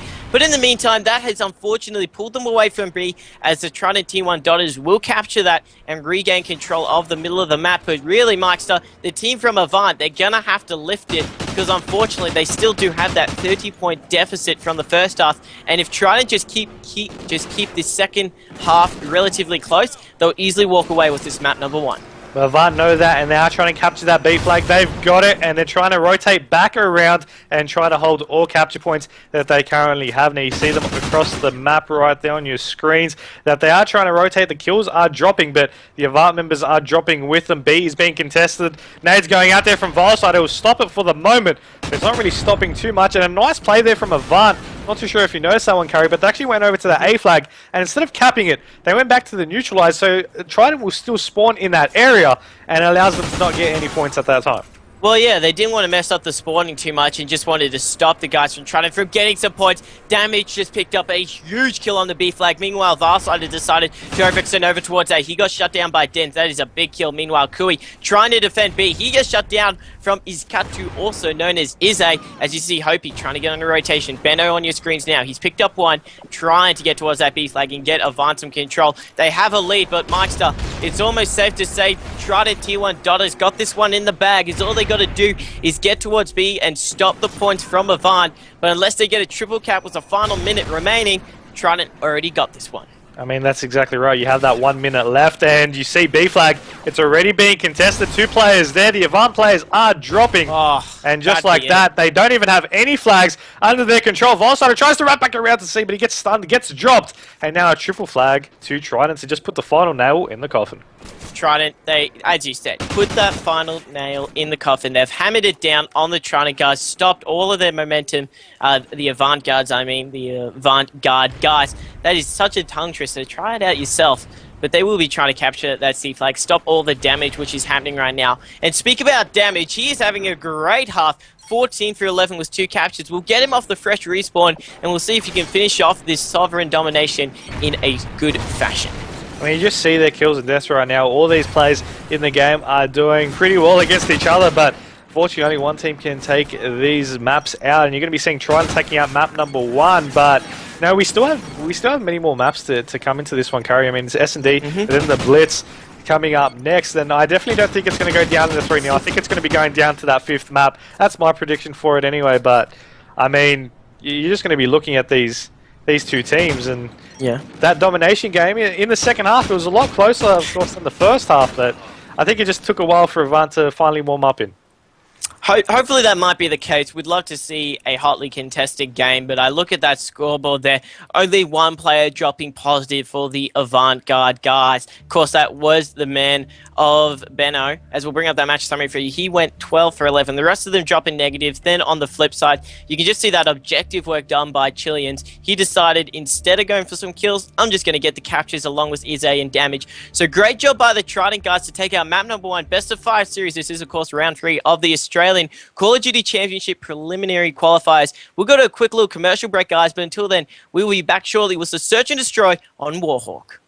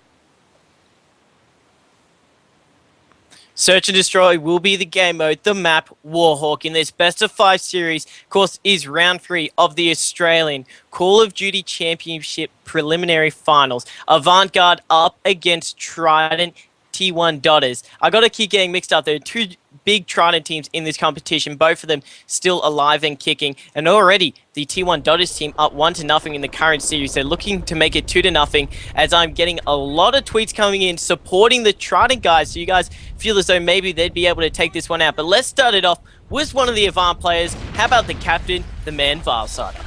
I mean, he's going to actually push on straight over into post here for this B-side push. Now, there already is 2 Trident members there. He'll take down one, but he's getting shot in the back. He still managed to get back out of there in time with his life, as there is still one outside of that container on that B-side. Now, he's got one of the Avant members wrapping back around for himself, and he's going to be pushing on down. He wants to chuck the nade. No, he didn't even see him onto his run. I'm not 100% sure, but his teammate will be able to pick off that kill, and he jumps straight on to that B-bomb. Now, he's looking straight through the middle over in Medic to try and clear it out, but that player isn't there. He's going to hesitate, and now he's actually going to play the aggressive role and push straight on up. He sees him, he takes him, and now only one player left alive for Trident. Look at where damage is, though, right in post office. They know his location, and Benno's going to try and get the snipe off. Can't connect at all. You got to watch out for Benno. Has some of the most disgusting sniper shots in the whole of Ozcod, but he takes out one from the side. Oh, damage with the clutch. That is 3 kills in the 1 round to him, plus the 2-piece. You see him shaking his head to the body. No, you don't, he says, as he is going to get that defuse. Damage just went absolutely huge for his team. Round 1 will go in favor of the Trident guys. Damage easily winning them that round. Definitely looked like an Avant round for that one, but damage. He played it smart. He poked around past fencing to see Valsider still on the bomb, took him down, rotated, and then blindsided the last Avant member to get the defuse after that and get the round. It's going to be a great motivation for Trident coming into this second round. Their first attack, as they're going to be playing over a B-side as well, but this time it's only going to be Izzy, it seems, that's actually running main over onto this B-side. Now, Chileans and Dents have already been dropped, so they're going to hesitate a little bit and might rotate back over to an A. That could be the case, especially when you are down by 2 players. Got to go for a bit of a ridiculous play to make it happen. Look at what Izzy's doing. With the submachine gun going to the top of that post office building. Not too sure about the play there, seeing as though he won't have too much range, but he feels confident enough in it. There will be a play in front of him. Spots one. Oh, Benno with the panic knife. Well, I'm not too sure if that would be a panic knife or if it was just more intentional. You're about to see it here on the round-ended kill cam. He just tried...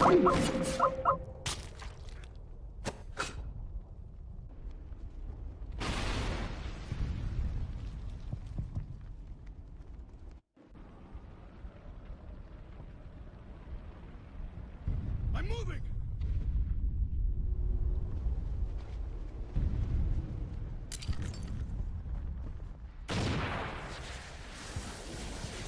He does get in, not too sure about that, but unfortunately just having some technical difficulties, guys. We'll get it back up for you guys, but in the meantime it will be another round in this search and destroy. Avant going to be on the aggressive side. They didn't do too well last time, especially when damage got the clutch on them. Valsider on your screen once again, the bomb carrier and the captain cooking that grenade. Doesn't find any tags or reassurance of where the players from Trident are. The 3 remaining starting to get a good rotation over to A. They realize what Avant are going for, as they're going to try and get this good setup going.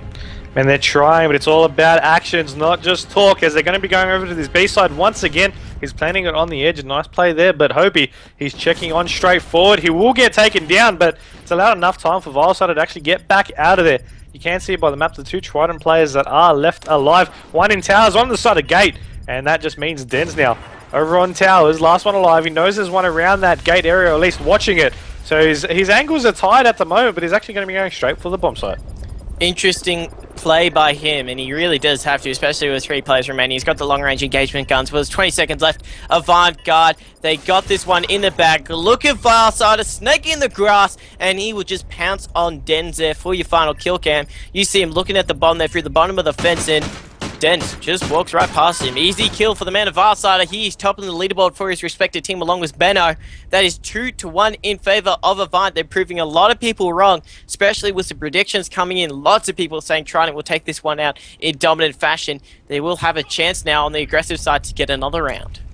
I mean, possibly, but you're going to be seeing them just pushing on over now. Trident over onto this B-bomb. Now, this time, they're sending more people around the back of Antiques to not just get slaughtered straight off the beginning, but you see Avant, their original breakout. They're looking over that gate medic side. They're just waiting back for Trident to make something happen. You see Trident, they're a little bit hesitant at the moment. Their bomb carrier is on the bomb side now. Trophy System's going to go out to protect him. He has saved his life. Make that the double.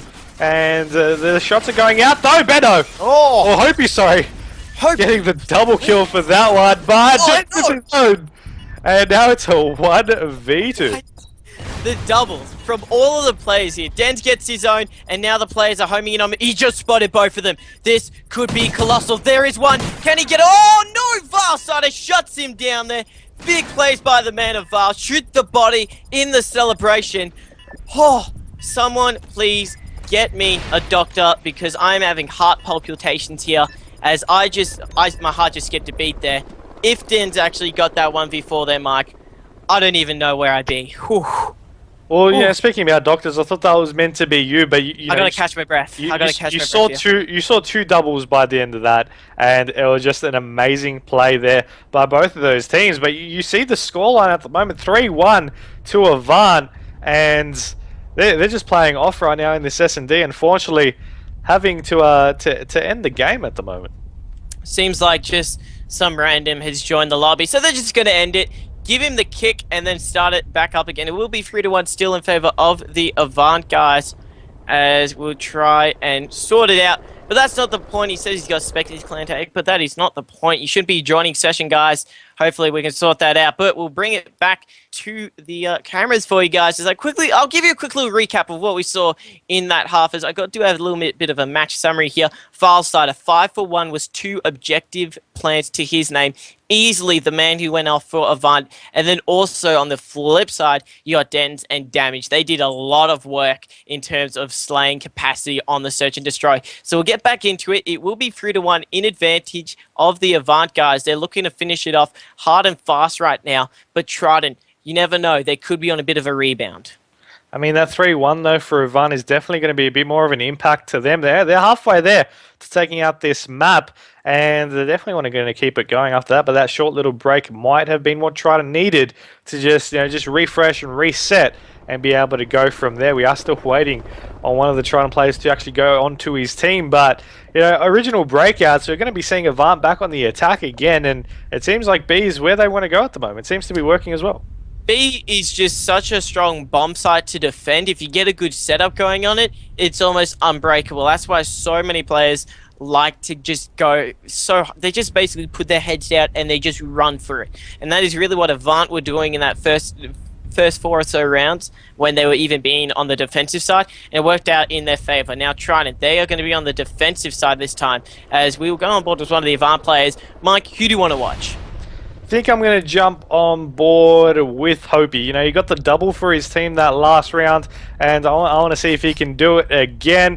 And you actually see his teammates, they're actually going to be rolling over for an A push, and he's just going to be covering around through that mid side. So I think we need to jump back on board with them. Vilesider actually gets taken down, and he actually takes his teammate down with him. Accidental friendly fire for that regards, but Benno, he wants to go back for this bomb site. There's no one really over on that A side to contest him picking it up, and you're going to be seeing the other 2 players from Trident over on B as well.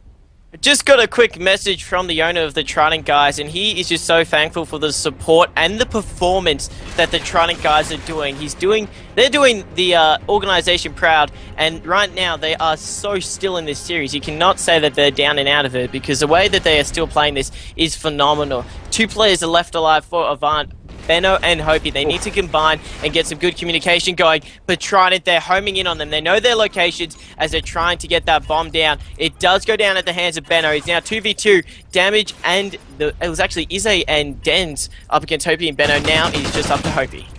Yeah, you actually see Hopi now. He's got one more to contest with. He won't be able to do it. But he actually did save his teammate's life twice before Benno actually got taken down. So, fortunately, just couldn't get that last kill to be able to do it. Trident will pick up another round, but Avant still in the lead. Avant still in the lead. 3-2 is the overall map scoreboard.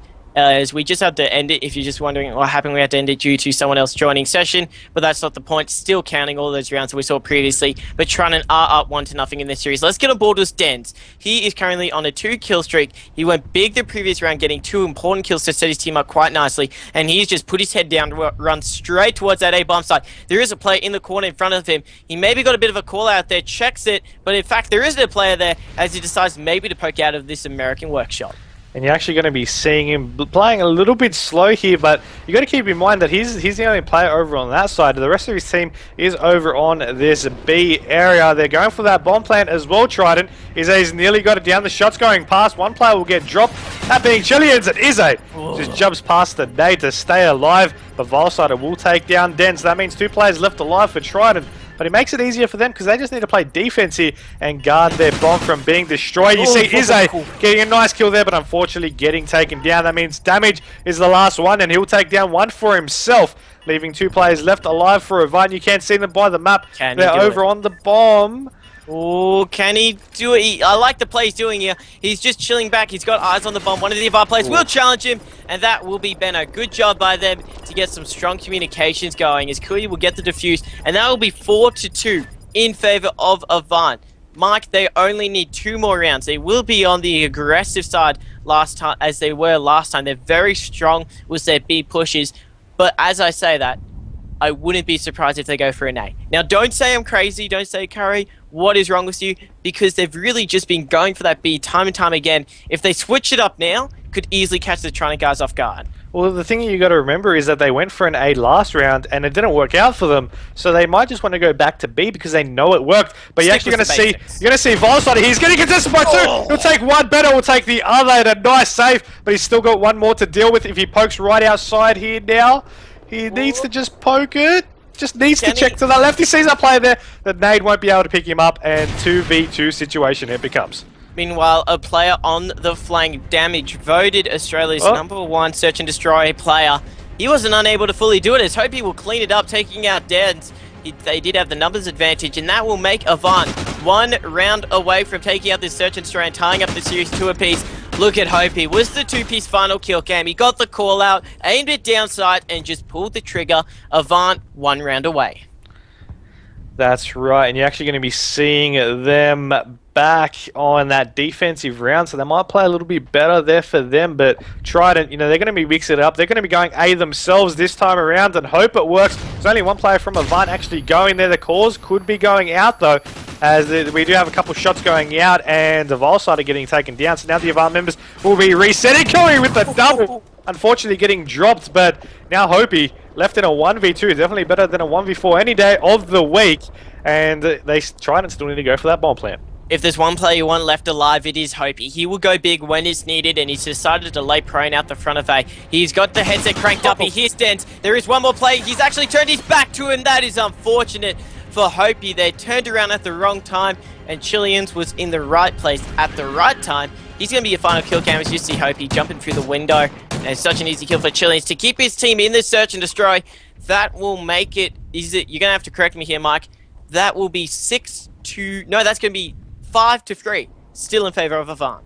That's it, and you know, it was unlucky for Hopi. He had to pick a call which side he thought they were going to come from, and he just picked the wrong one, but they're back on the attack. They won it last time. This could be the map for them if they take out one more round in this series, and the nades are going to be going out over onto this B side. Smoke's already out there for cover. 2 of the Trident members, they're already in there. One in post, one outside of stall. The shots are going out across the map. You can hear it in the background, and still no lives have been dropped, and Avant swapping back over, rotating to an A push. I like the rotation. It really does work out quite well. But Avant, you know, they're sticking to the basics. What works? What's the saying? If it ain't broke, don't fix it. As they actually, you know, I really thought they were going for the B push, and they kind of surprised me there, even though I did state it earlier on. But is a 1v3 situation. He managed to take out one. But look at Benno. Had the scope up, watching the corner. That is going to be a final kill cam for this search and destroy as Avant take this one out. Look at Benno from above. Nothing Ize could do there. Good shoot. I just got to quickly note, Benno, when he made that transition over to COD, he just picked up that sniper, and honestly, he's just one of the most disgusting shots I've seen in the Australian community.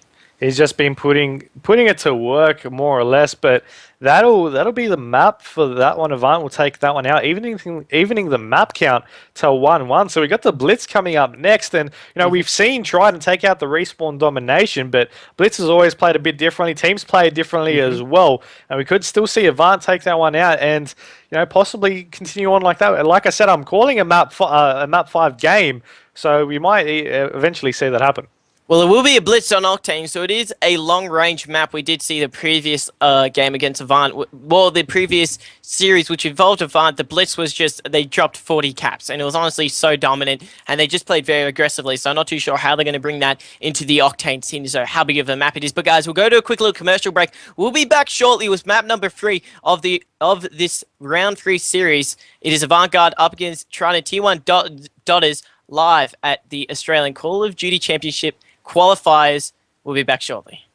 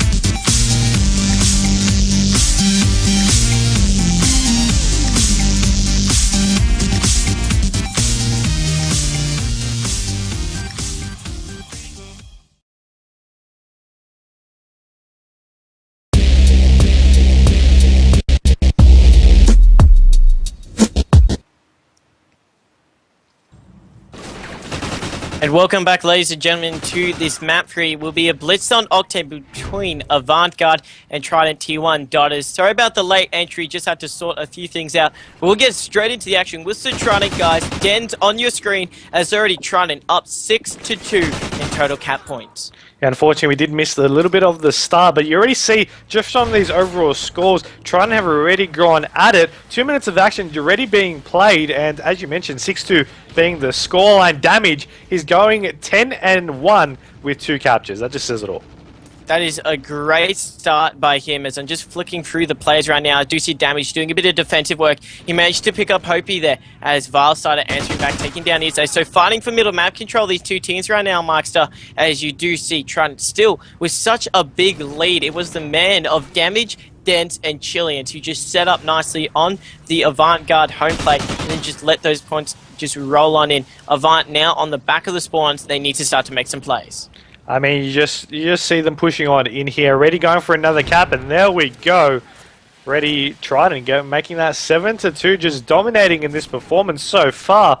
And you actually just see them pushing on down for another, spawning over on those pawn side as they do it. Kills going out, and just continuing to progress and control the map.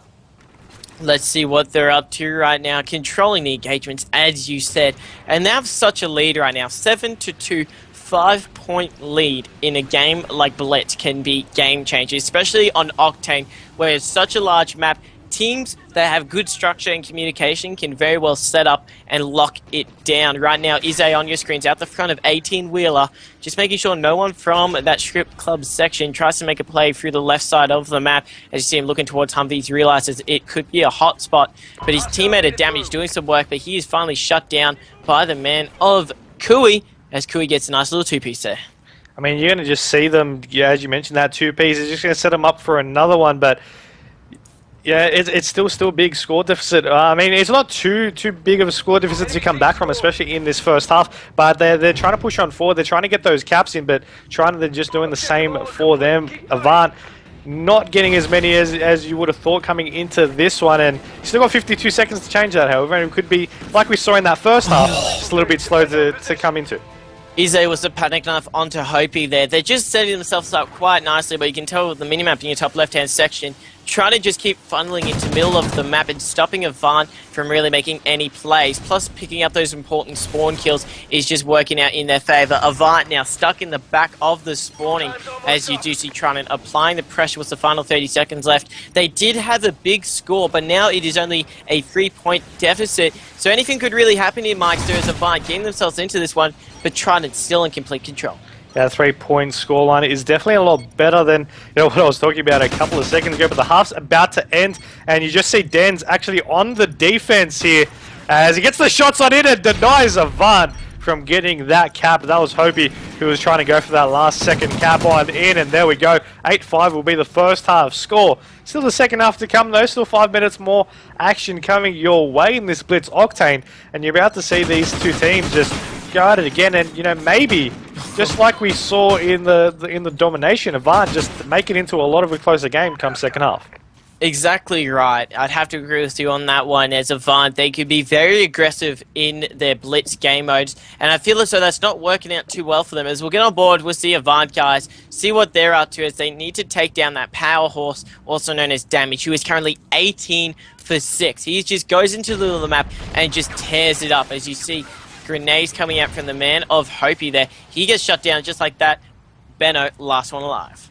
I mean, you actually just be seeing Trident. They actually slided on in. Benno was actually looking in that direction, and unfortunately just couldn't stop him in time, but we're on board with Benno, and he tries to get a couple of shots in, and you just saw 3 of the Avant members just got dropped there from the Trident team, and they're all forced to actually spawn back over on their side, have to regroup, and they're not really getting any sort of map control in this one. They pick off 1 kill, and suddenly they're boxed on in, and they can't move.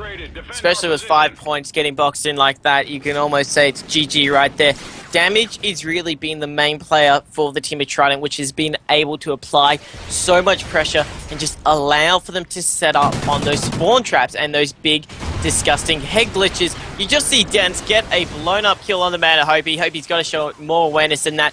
But finally, damage drops in the middle of the map there. Avant, they need to capitalize right now, Markster, with the main player down for the Tron squad. They really have to start to make some pushes. Hopey on your screen. Let's see what he can do. As I just jump over to him, he's not having too good a game in terms of kills and deaths, but he's playing the objective. He's trying to get the caps. He's got 3 onto his plate right there. He sees one outside of Diner. He's not going to go for it, but he's going to take out another one. He's entering into Hotel, and he shouldn't be contested as he goes for this cap on. He didn't even bother to check, and he'll spawn back over here on this Diner side and try to do it again.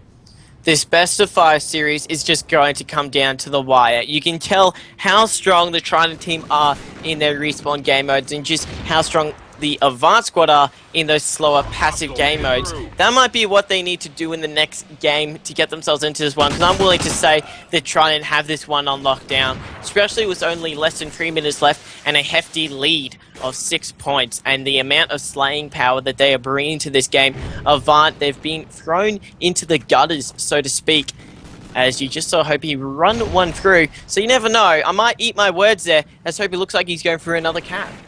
I mean, you actually just see them. He's in top Hotel at the moment. But the thing I've noticed a lot with the Avant-Garde squad is every time they play Blitz with the team onto their standard, they're always a little bit slow to catch back up, but they end up at least tying the game or just losing by a cap or two. So you see them now. The score's 13-9. They haven't been letting as many Trident caps go past, and they're just setting up more for these new ones. Now you see their control over across the map as Hopey will get taken down. Joey is trying to get one, but he'll get dropped as well. And you got Valsider and Benno last alive for their team for a second or so.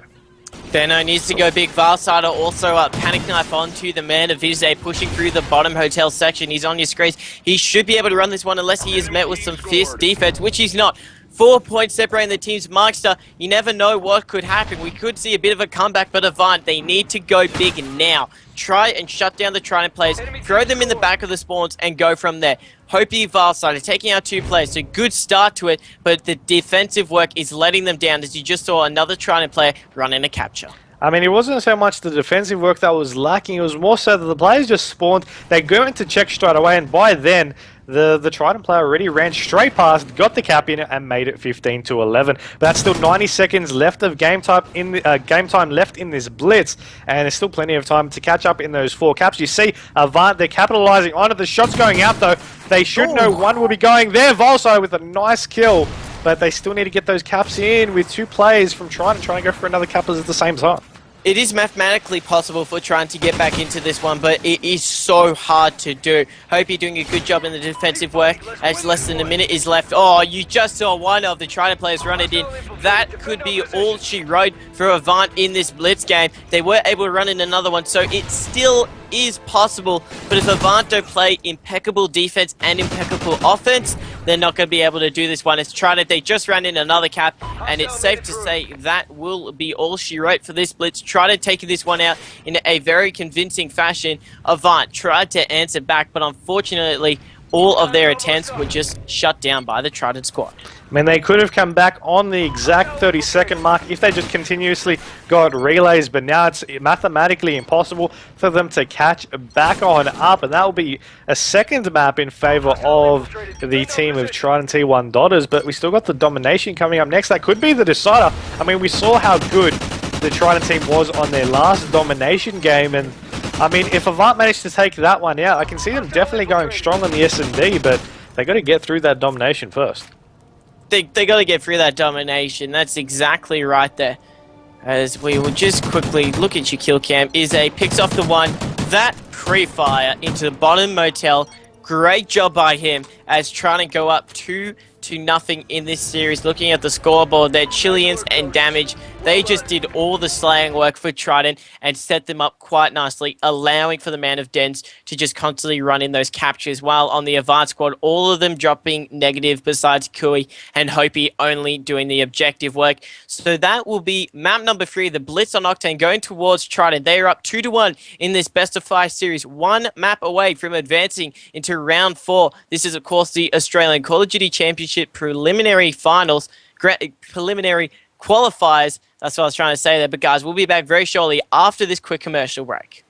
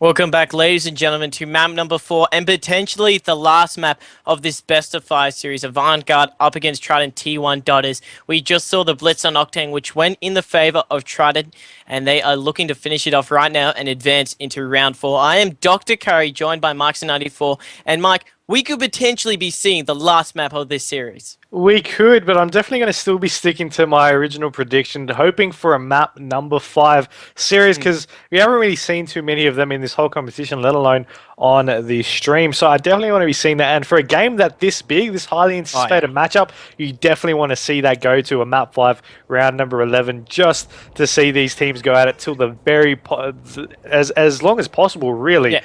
And you're already going to be seeing them starting it off in this domination freight, already going in, capping their respective home flags and going straight over to that B side, choosing to go straight on it, but unfortunately getting dropped and still being contested and being neutralized, 2 players down for each team. Just a quick note, if Trident do take out this series, they will go up against the opposite Trident team, and that would be absolutely just... I'd like to say it'd be bad news for the Trident organization, but it'd also be good for both of the Trident teams because it would mean they'd both advance into the round 4. But Avant, they want to keep themselves into this one. They don't have control of B off the start, so not what they were looking for. But look at the man of Hopi. He went on that bottom flank, and he could really make some plays right now. And you're actually just going to be seeing them try to rotate over. Hopi, unfortunately, got taken down. Same with Kui. And you got Volsider right over on green at the moment. You actually have one of the Trident members, though, going out through the underpass, and you actually have him getting a kill out of it as well, unfortunately getting taken down. Now, Vant, they try to go back over on this B flag. It didn't work for them. The shot's going out, and they're just getting out. For the Avant guys, Damage, he's on a rampage. He's on your screen. You just saw him pick up Benno. That is a 6 kill to his name, including 2 captures. So he's going around all around the board. Finally shut down by the man of Kui. Kui on your screens now. Make that a double to his name as he's of the middle of the map. He should get taken out from the side there, but he actually doesn't as Benno saves his life there, and Avant starting to make a steady push towards his B flag. I mean, they're trying to go for it, but every time they get anywhere close, they get shot at, and 9 times out of 10, they get taken down. You see Hopi, it was that 1 out of 10 that managed to stay alive, but it didn't last for too long, and he did get taken down. Now you do see the original flags getting lost and contested at the moment. Swapping sides for this time as Avant take back A, and they try to go back over to this C side as Zorda box them over onto that B flag. Now you mentioned it in our last series, the B flag spawn trap is definitely possible, and that's what they were trying to do, but unfortunately they got taken down. They did get taken down. They need to get a setup going because nothing is really working in their favor. They rotated over to A to try and make a distraction. Didn't work out too well for them. But Kui, he's been getting some very important kills around that B side. He's only got damage to contest with, but he looks like he's going for that overextend towards C. Maybe try and cap it or get the neutralized. He will be met with some fierce defense from some of the Trident boys. There will be one to his left. Needs to aim it up, but that is going to be Dents who cleans him up. So Avant trying to make some plays, but they're getting shut down almost immediately from the Trident squad. And you're actually going to be seeing them now at least try to push on down, but I mean, you just said it there, they're just getting shut down almost immediately, if not immediately, after they try to make a play anywhere. They're still down. You see the score, 64-35. Volsider, he got a nice kill over in top files, but he got taken down straight away, and Avant just can't move out of that A side spawn. Let's see what they can do. They just cannot move out of it, as you said. They're just running into Damage, and Damage is just absolutely destroying him. Saw him pick up a 2-piece there. Wasn't able to get the triple, but his teammate was able to finish off the kill for him. Benno now off the quick respawn. He gets one. Second player above on top of the train does get him. This could be big news. Can Avant finish this half out strong? They do have control of the A and the C flag. Need to start to really make some strong pushes towards B. Trident, they've had it for the past 3 minutes or so, as it has just been all of them in the kill feed as they try to shut down Avant. Avant answering back now as they were trying to jump on that B flag. But as I say that, the defense from Trident is just top tier and is really just allowing them to rack in all those points. I mean, you saw them, they swapped on sides now, but it's still being the same end result. But Hopi, he's trying to make a little bit of change. He'll get the shot on in. He's getting shot through the wall. And he's going to push on out over onto this red side to see if he can get that kill. Now he's going to get the shots out and he'll pick off that kill. Getting shot from Brown. He knows one's there, but he's going to choose to rotate back over to B and try and go for the contest. He's going to go prone as well to try and just keep himself alive. 3 players on that left side, but they'll take over that B flag. Benno, the last one alive with the thermal. He sees one, sees two. He'll take it, but unfortunately couldn't get the third. Damage, 18 for 5 with 4 captures to his name. He's just going absolutely off. Make that 19, trying to make it 20. He's just absolutely slaying his heart out. He's finally shut down Benno, last one alive once again. Benno, he's not having too successful of a series like we saw previously from him. Really needs to lift his game, as it will be 103 points to the team of Trident. Final few seconds will tick over, and the final score will be 60 to 105. That is a 45-point lead for Trident. Avant, they are in a very sticky situation. I mean, that's higher than the first domination we saw, and even though we saw the Avant play better in the second half that time, they weren't able to really go even itch in to that scoreline difference. It just wasn't enough for them, but this time they face being knocked out of the actual competition if they lose. So pressure's on for them right now. Trident's on a match point, and Avant need to pull their socks up right now if they want to stay in this competition. They really just got to start working more as a team, get some good team effort pushes towards particular flags, and get a solid rotation going. That's something which hasn't been really happening from them. It just seems like they're kind of soloing in it. They're just chucking in one player at a time and hoping that player goes big, which hasn't been the case because they've been shut down by the Trident squad every single time they did it. And quick note, guys, we already have one team that is qualified for a certain top 4 seeding position. They, of course, Insurgency, Trident Insurgency, the opposite Trident team. They're already in the top 4, where they will be either up against Avant or Trident, the winner of this series. Meanwhile, you also still got Immunity and Envy. They are currently playing out their matches up against, it is Envy up against Infamous. They're looking to advance further on, and then Immunity, they're up against Precision Esports. So big games going on right now, besides the one that we're seeing here, as Trident up by 45 points, looking to finish this one off strong. But you never know, Markster. Avant, they can technically get back into this one. They can, and if any team is going to do it, it is going to be them. But you got to keep an eye on their track record in these domination games. It hasn't been to their favor. They play a lot better, it seems, on the second half after they have that domination sort of feel to their game after playing for a couple of minutes, or maybe it's just Trident. They play not as good leading on into the later stages of the game. But whatever it is, Avant needs to make it change. It needs to make it consistent to take down this second half, take down the score difference. I mean, 45 points isn't easy, but it is possible. We've seen it before, and they can do it. Anything is possible. It is still a manageable lead if Avant play like a team. I'm going to look towards Hopi to start it off and go big for his squad. He's got the anti in hand. Won't be surprised if he goes for an aggressive push. It's what he loves to do off the start of these domination games. And if he can be successful with it, he can set up a Vanguard very nicely. I mean, he's going to be just chucking nades and smokes over. He's already on this B flag, but one of Trident is there as well, as he's right on top of it, trying to go for the contest. His teammate will pick off the kill, though. Kui and Benno both taking one, and he's just trying to cap that flag. Now he's 3/4 of the way there, and unfortunately gets taken down by, you called it, Dens. And the shot's going out, trying to play that nicely, hiding over in bottles, and still be uncontested, trying to work for it at the moment. But you see Volsider, he was on that C flag, but he got naded all the way from the other side of Lumber. Dotter's now jumping on that B flag. They should be able to capture this one, as it seems like they also do have a home flag of C. It is neutralized B. Avant, they could make a bit of a stake for claim here in that middle map. As you see, Benno, big 2-piece. He's going off right now, 4 for 1, exactly what his team needed. Trying to make it 5, as he does. Oh no, he gets shot down, unfortunately, by damage. I thought that was him on his screens, but let's get on board with Kui. He is currently in that red section. Avant have control of B. Meister, this is exactly what they need. You never know. Benno, he actually has to go big here and secure that B flag and make sure that the Trident guys don't get it. Yeah, he just poked straight back around, got the kill on the player on the flag, and then just rotated straight back. Now you do see them actually going for that C flag. The shot's going out. Benno, unfortunately, fortunately, he did manage to save his teammate there. One is still going to the contest, but Hopi is there as well. Unfortunately, he actually got taken down. So now Volsider's on that A flag. He'll get taken down. Kui, the last one alive for a second, tries to wrap back around. Now, it's a little bit of a pickle for them because they're losing every single one of those flags. They've already lost C and A. They're losing B. Now they've got no flags because B is just neutralized, and they're not getting any points at the moment.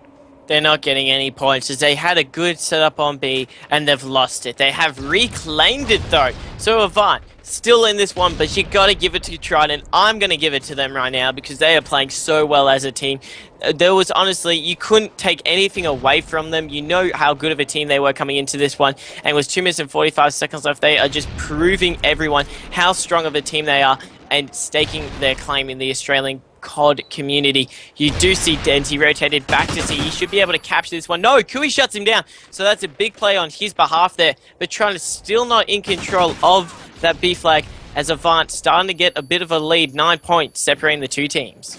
I mean, you're just going to see them now. The shot's going out, and Hopi, he just got absolutely destroyed in that contest. But you see them, they know, you called it, they know they need to get for that triple cap, and they're trying to push on over. They've neutralized A, but Benno's right behind it to get the kill and just stop them from getting more points, trying to get that lead. You see it already, 48 to 29. It's catching back up. 2 minutes, still enough time to be possible. They just need to stop them and get that lead going and then hold it.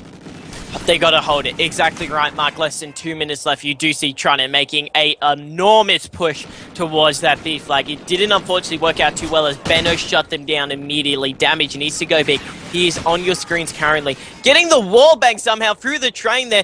Setting himself up nicely with Chileans. And then also another kill. That is a free down for Avant. Jumping off the roof onto the flag. Benno! Benno with the two-piece. Benno just went huge for his team to keep control of that B flag. Avant was 2 minutes left, getting themselves right back into this game.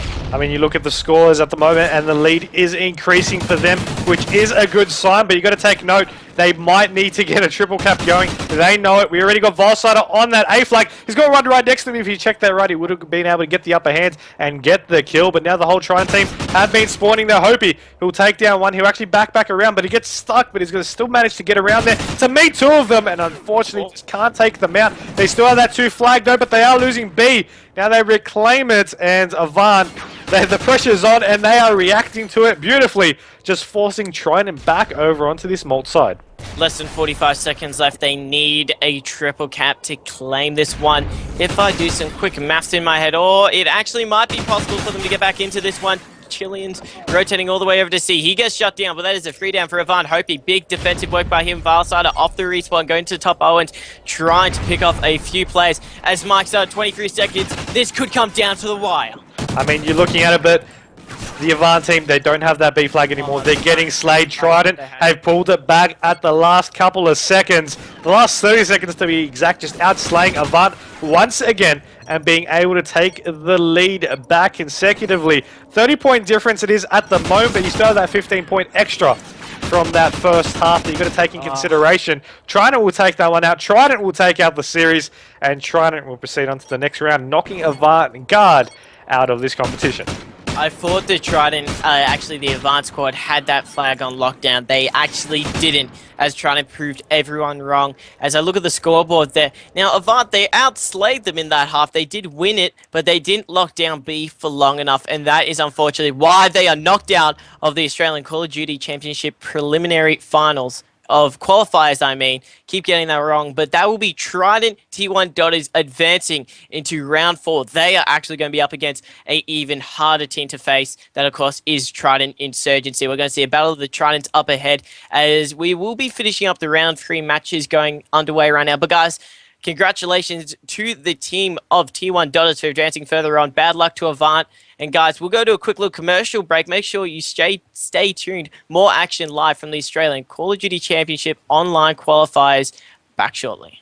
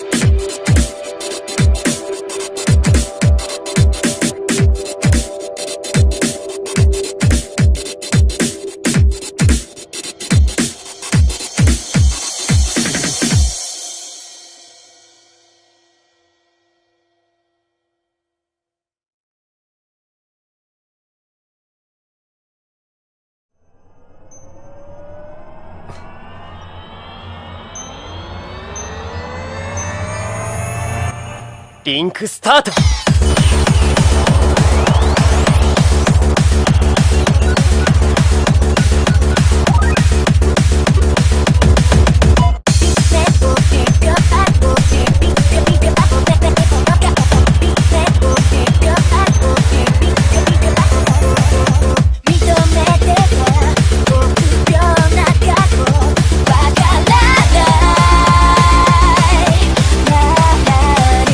怖がってた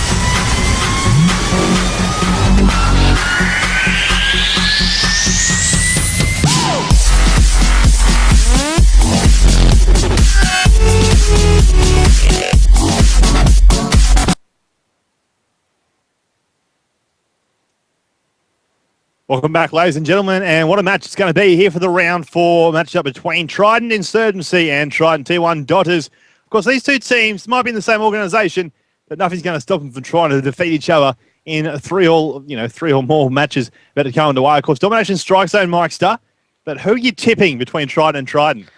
I think we're going to have to go with Trident for this one, but there we go. It's the one time we can never say that, but to be honest, I really don't know. Coming into this one, T1 would definitely seem to be the more experienced team come Ghosts, but all of these players in this lobby have a wide variety of just Call of Duty experience, whether it be on Xbox, PlayStation, but just in general, these players have been around for a while, and I'm going to be looking at Insurgency to take a couple of maps, but possibly T1 to take out the overall series.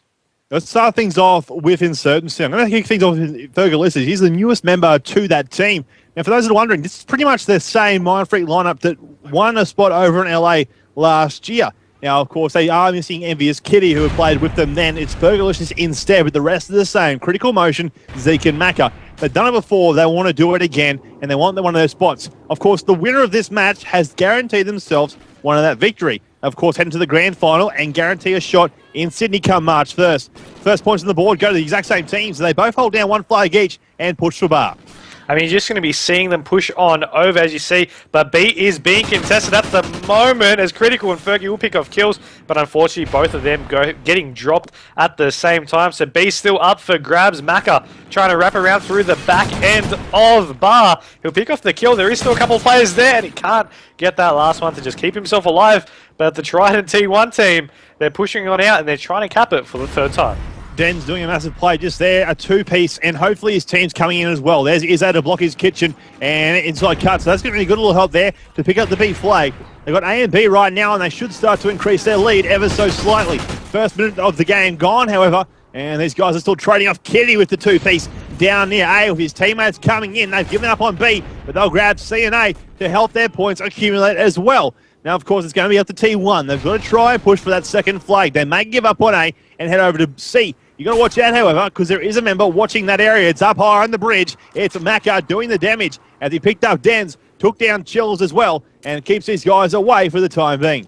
You're actually going to be seeing Maka, though. He is getting a couple of tags on out. Unfortunately, won't be able to pick off the kill, leaving a little bit of an opening there, letting T1 push over onto that C side. And you see Critical, he'll get one kill, and he'll push on down. He won't be able to get that second one. He's got one of his teammates there, or trying to push up there anyway, and trying to cap that C side. Now you see T1, they've got it, and now they're forcing Insurgency back over onto their side of the map. I'm going to jump on board with Izzy. He's not having the best of games at the moment, and of course they are down. Not by a lot of points, but just are still down. He's on 1 and 5, making it 1 and 6. Sorry, son, for causing that little curse of the caster for you. As you have to come up with this respawn and try and do something. Den's on a 2-score streak right now. Ferg on just the 1. They're looking for Zeke, however, on the 3. Now, Zeke knows what it takes to win these matches and win them well, as he just gets knifed in the face there by Izzy, trying to come in through kitchen to the bar area. They're picking up the B flag. They still have lost A, of course, but do hold C. They want to get the 2 flag advantage back in their favour for the T1 team, and then try and come back into it. You see Insurgents, so they're going back for that that C flag cap and going for that spawn trap for them over on that B side, but T1 aren't having it. They've pushed all the way out over onto that A side, and they're trying to make something happen. The player over in store will get dropped, and the only 2 players for T1 just up and alive. They're forced back once again over to the A side. Insurgency capped over B, and they're just keeping that lead, 47-38. Still 2 minutes remaining in the first half. As the time ticks on away, it's, as you said, 49-38. 10-point in the gap right now.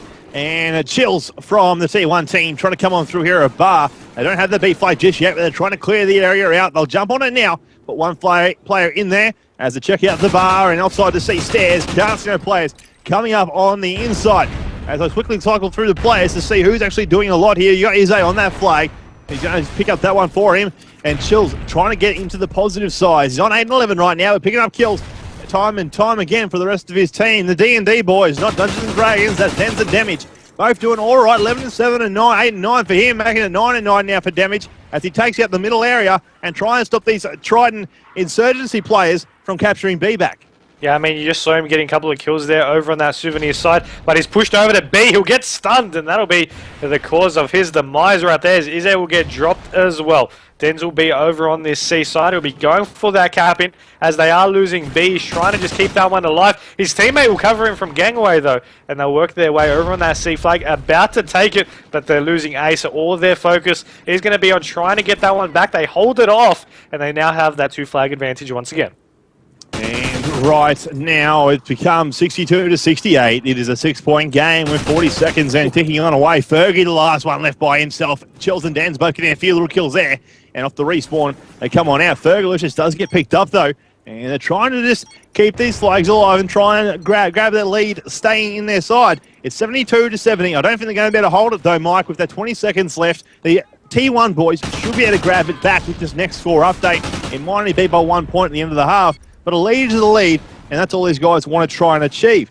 As we're going to see that come on down now in just a moment. Oh, it's going to be a close one. Shots are going out every which way. Izzy and Dan's and damage. Oh, getting a few little kills. Zeke's still alive as they try and grab a flag there. But 76-75, a 1-point game at the end of the half there, Mike. And look at those KDs. I mean, at the end of the day, you still have that second half to be played. You still have 5 minutes of action coming your way next. And, you know, you said it, it's a 1-point game at the moment, and I don't see anything being different in this second half. Sure, it could be going in a different way. Insurgency might end up taking the lead, but I still think it's going to be that close in this second half. You see from the Dens at 15-7. And topping the board would be Fergie in terms of kills, 15-13. But in terms of overall points, Zeke beat him, and he's got 9-13 with 3 captures. So a good game all around. As you see all those captures, 8 captures in total for the T1 team. I just wanted to have a quick little look at the opposition team. That's going to be 8-9 as well. So 99 captures. Oh, sorry, it's 7, 8, 8, and 9. I made a mistake there. T1 with 8 captures and 9 captures to the Insurgency team. But a 1-point game, you know, we've seen some close ones throughout this weekend so far in these preliminary qualifiers. And this is another close one. Hopefully the whole series goes this way. It's always great when you see it come right down to the wire. Of course, there are some still teams playing it out in round number 3. Yet to have any updates from them. You do have Infamous up against Envy, and Team Immunity also playing down there up against Precision Esports. So both those teams, all those teams actually have to finish off, get into round 4 and find out who that'll be. I think most will agree it'll be Immunity up against Envy. But who knows? Things can happen because it is that single-limb competition, and then those teams have to fight it out and try and figure out what will happen. As this time ticks on away, we did start off with Insurgency last time, so I think it's only fitting we start off with T1 this time around with that +1 lead they have. I mean, I'm actually going to jump on board with... Let's jump on board with Dens to see what he can do in terms of that overall breakout. But you see them, of course, going over for their respective flags. One player's going to be going for C for them. The other team's going to be going for A. But you might see, of course, that cheeky player that decides to maybe go over into that store building to try and cap their own... to try and go to the other team's spawn and go for that cap in to just straight away box them over at B, force them to split straight away from the top. And a lot of teams choose to do that, but some teams decide to just wait, play it slow, and try to catch the other team off guard. Well, so what's going to happen is these guys get ready for that 5-second mark to come on past their screens. And in they'll go here with Dens. He looks to be the player. It's actually going to hire a high concussion just to see if it'll get a tag on a player coming towards the pro shop. Doesn't find anyone though, so C flag will be all theirs. And one of their players has already pushed up into B. It's going to be Damage. He's trying to stay alive. He's glowing red right now. He's got a player in to diverse against, but the rest of Tried and T1 have come on inside as well. There's 2 players who are circling the path like vultures behind Damage. It's going to be Fergie to take him out. Fergie trying to stay alive, but can't, as they make short work of him for the T1 team here at the bar, and it's still anyone's flag after 30 seconds gone. I mean, you're just going to be seeing them right now. The shots going out, nades going out, but it's not going to stop them from capping that B flag. The Trident team, the Trident Insurgency team, sorry, have actually decided to make a push over onto that C flag. Try to do what they did earlier and box that A and C control. And you see it working for them. They're about to cap that flag, and there we go. They have that possession, but Damage, he's not standing for it. He already took out the player outside of toilets. He's going to be checking gangway now, and he's just going to be making sure that he can push out. Not going to just risk his life over nothing, but unfortunately turned straight back around and ran into 2 players.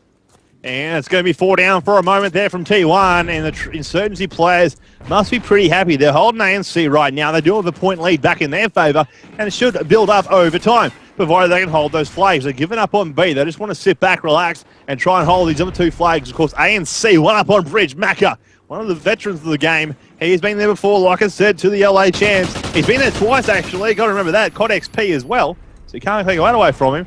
And he knows what it takes to actually attain a victory. As we'll find out now, Fergie trying to get back there on C. It became neutral, I believe. And anyone's game. Macca is here with Crit, though. Let's jump on board with Crit for a little while. Here, Mike's done. Yeah, I was actually already on board with him, but he's going to get a couple of shots. He'll pick off that first kill. He'll push on down, looking over into that middle side. Now, he got stunned, but he's still going to make a play forward, entering into Kitchen, and just trying to keep his teammates covered as they go for that B flag. Now, they managed to get the cap in. He'll unfortunately get dropped. Macca will be left to guard that B flag by his lonesome. There's two players there. He's going to poke out, but no, he will get outshot, and he will get taken down. B flag will now be lost and starting to get captured by T1 Dotters. And there it is, the two cap flag B and A for T1 as Insurgency try and get one of those back. They've got a lead, but not much. Only 6 points is theirs. They were down by one at the end of the half. Still 2 minutes 30 remaining, though, so still plenty of time for them to grab a second flag back and take this first game out. Of course, the losers of this match have to go on and play the, I guess, find out who's going to come third later on tonight. So the loser of that grand final will have to play once again against the loser of this match, for those that might be wondering. As we'll just see now, some shots going out, trying to figure out what they were going to do there. But, tied up game here, Meister, and they try and get these flags back. It's more or less happening all at B right now. I mean, you just see the contest going on. It does seem like Insurgency have actually managed to win it for the moment. And, you mentioned they had the lead, but they've already lost it. That's how close this game has been. Now, they'll finally recure that B flag, and they've got that B and C control. They're forcing them to spawn back over on boxes. One player is there watching. It's actually Fergie. He'll take down one, and that being Izzy, but he will actually get dropped by Chileans. Now, they try to rotate over. The nades going out, getting the tags right there, so they know that there's one player in gangway. And unfortunately, just the nade that went off did take out Critical as damage also got cleaned up. Oh, that was a sad trade-off there. That had to happen. Now these guys are trying to hit down towards A. I see two players in Insurgency making their way down there now. It's Critical and maybe Macca. Not too sure. Yes, it is. He's in the corner, far right, as far as he can go, and shots come on out. Team kill there by Damage, but he picks up a two-piece on Macca and Ferg to make up for it, and should be able to grab the A flag back. They do. So, 10 kills do happen, but he redeemed himself very nicely by getting the two-piece and a flag return for him. So right now you're going to see 62 points to 60 as it updates once again. 1 minute remaining as T1 had that 1 point lead at the end of the half. They've got a lead back here. Insurgency needed a second flag and need to hold it for the rest of the game. I mean, I was just looking at Fergie for a second there. He did get cleaned up over on that C flag, but his reaction time was just on point and just missing the slightest amount of bullets to be able to pick off that kill. But his teammates were there to clean it up. That'd be Zeke. He got the flag cap as well. Now they, yet again, had that C and B control, but they're losing that B flag. Time is running out. 26 seconds. The score is a 3-point game at the moment in favor of the T1 Dotters side, including that first half score, and it's just ever increasing. But this is still only map 1 by, and it's still got 13 seconds left going down to the final second. Well, that's exactly right. It's going to be a very close game at the end of this one, nonetheless. It's 78 to 73. It should become roughly about, 80 to 74. That'll be the end of it. And that'll be what they finished up on. What a match, though. 16 and 14 there for Fergie. 9 and 13 for Macca. Not doing the best. A couple of minus there, but 2 caps to his name. Zeke on 10 and 9. And 7 and 17 for Crit. So that's a minus 10 for him. He might be struggling due to the WA Western Australia connection he's playing on. He doesn't like it, but they said they will be at Melbourne, so that might help him out in case they don't get there today in the top 3 spot. Chills Weber 13 and 10, 15 and 12 for Demi. Den's on 11 and 11, and then 13 and 10 for Izzy. So that's going to be a full-time score, quick little math, 146, I believe that would be, or 156, sorry, to 149. So 156 to 149. That's 7-point game overall. So a massive effort to both those teams. Up next, we're going to have some S&D action coming your way, ladies and gentlemen. It's going to be on Freight for this round number 4 matchup from the Call of Duty Championship Australian Preliminary Qualifiers, of course, brought to you by Activision and presented by Xbox. All the stream for the qualifiers directly on here at mlg.tv/ACL. Quick commercial break. Be right back.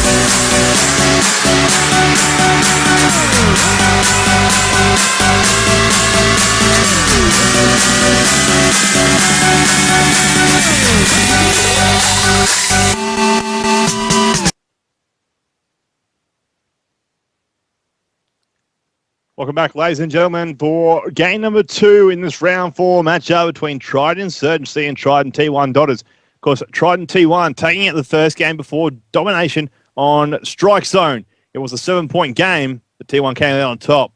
So you guys are going to get set up for this S&D match on Freight momentarily. They were just in there before. Maybe someone couldn't connect, not too sure. Hopefully second time around will be lucky, Mikester. And I think I saw T1 on the attack to start things off. So, like, you know, who are you thinking for this S&D, though? And don't say Trident. Oh, damn. Well, I was going to say that, but this time I was actually going to say we saw T1 actually play an S&D earlier in the last matchup against Avant.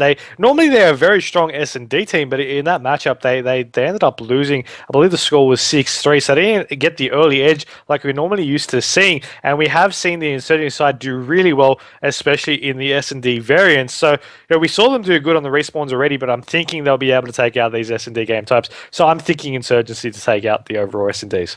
Yeah, you know, Insurgency do have the big veteran factor as well. They've been around since the start for the S&D side of things for OzCOD.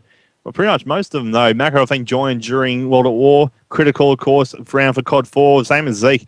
Fergalicious, I think he was there for COD 4. I can't be sure, though. But a lot of them have been around for that long enough time. As these guys get set up, ready for action during this S&D Freight matchup. Of course, first 6 rounds will take it out for those that may not be aware or familiar with the rules, just in case, you know, might be flaring in a couple of viewers that aren't used to watching Call of Duty. But these guys are getting set up ready for that action. Of course, the winner of this to go into the final. And, of course, we will be playing out all the matches. For some fans are wondering if all matches get played once you find out top 3. They will be, because seeding points do matter as well. You know, you need to worry about how many points you can accumulate the MLG Pro points and worry about your seeding come later on events. But here we are to start things up with Zeke, little Cody. And he's going to be rolling with that Remington and the thermal scope.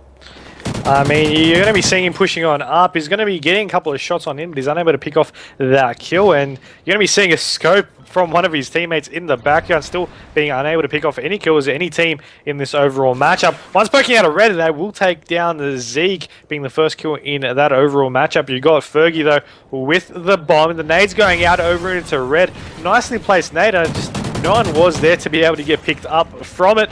And he actually managed to get back in time before he actually got destroyed himself. So it's a nice little regroup, but you see at the overall things, it is a 2v3 situation. Make that a 2v2, because Fergie will take down another one, and now it's back onto an even playing field. So Fergalicious and Macca up against Denz, and Izzy. Shots come out, though. There was a player across there. Be aware of that. Macca is sitting back in his own spawn back there as well. Denz pulling back to B, just in case one pushes underground, and Izzy right beside of A. So a good little setup here for the T1 boys. As you see Fergie and Macca now making a play across train tracks right-hand side near red.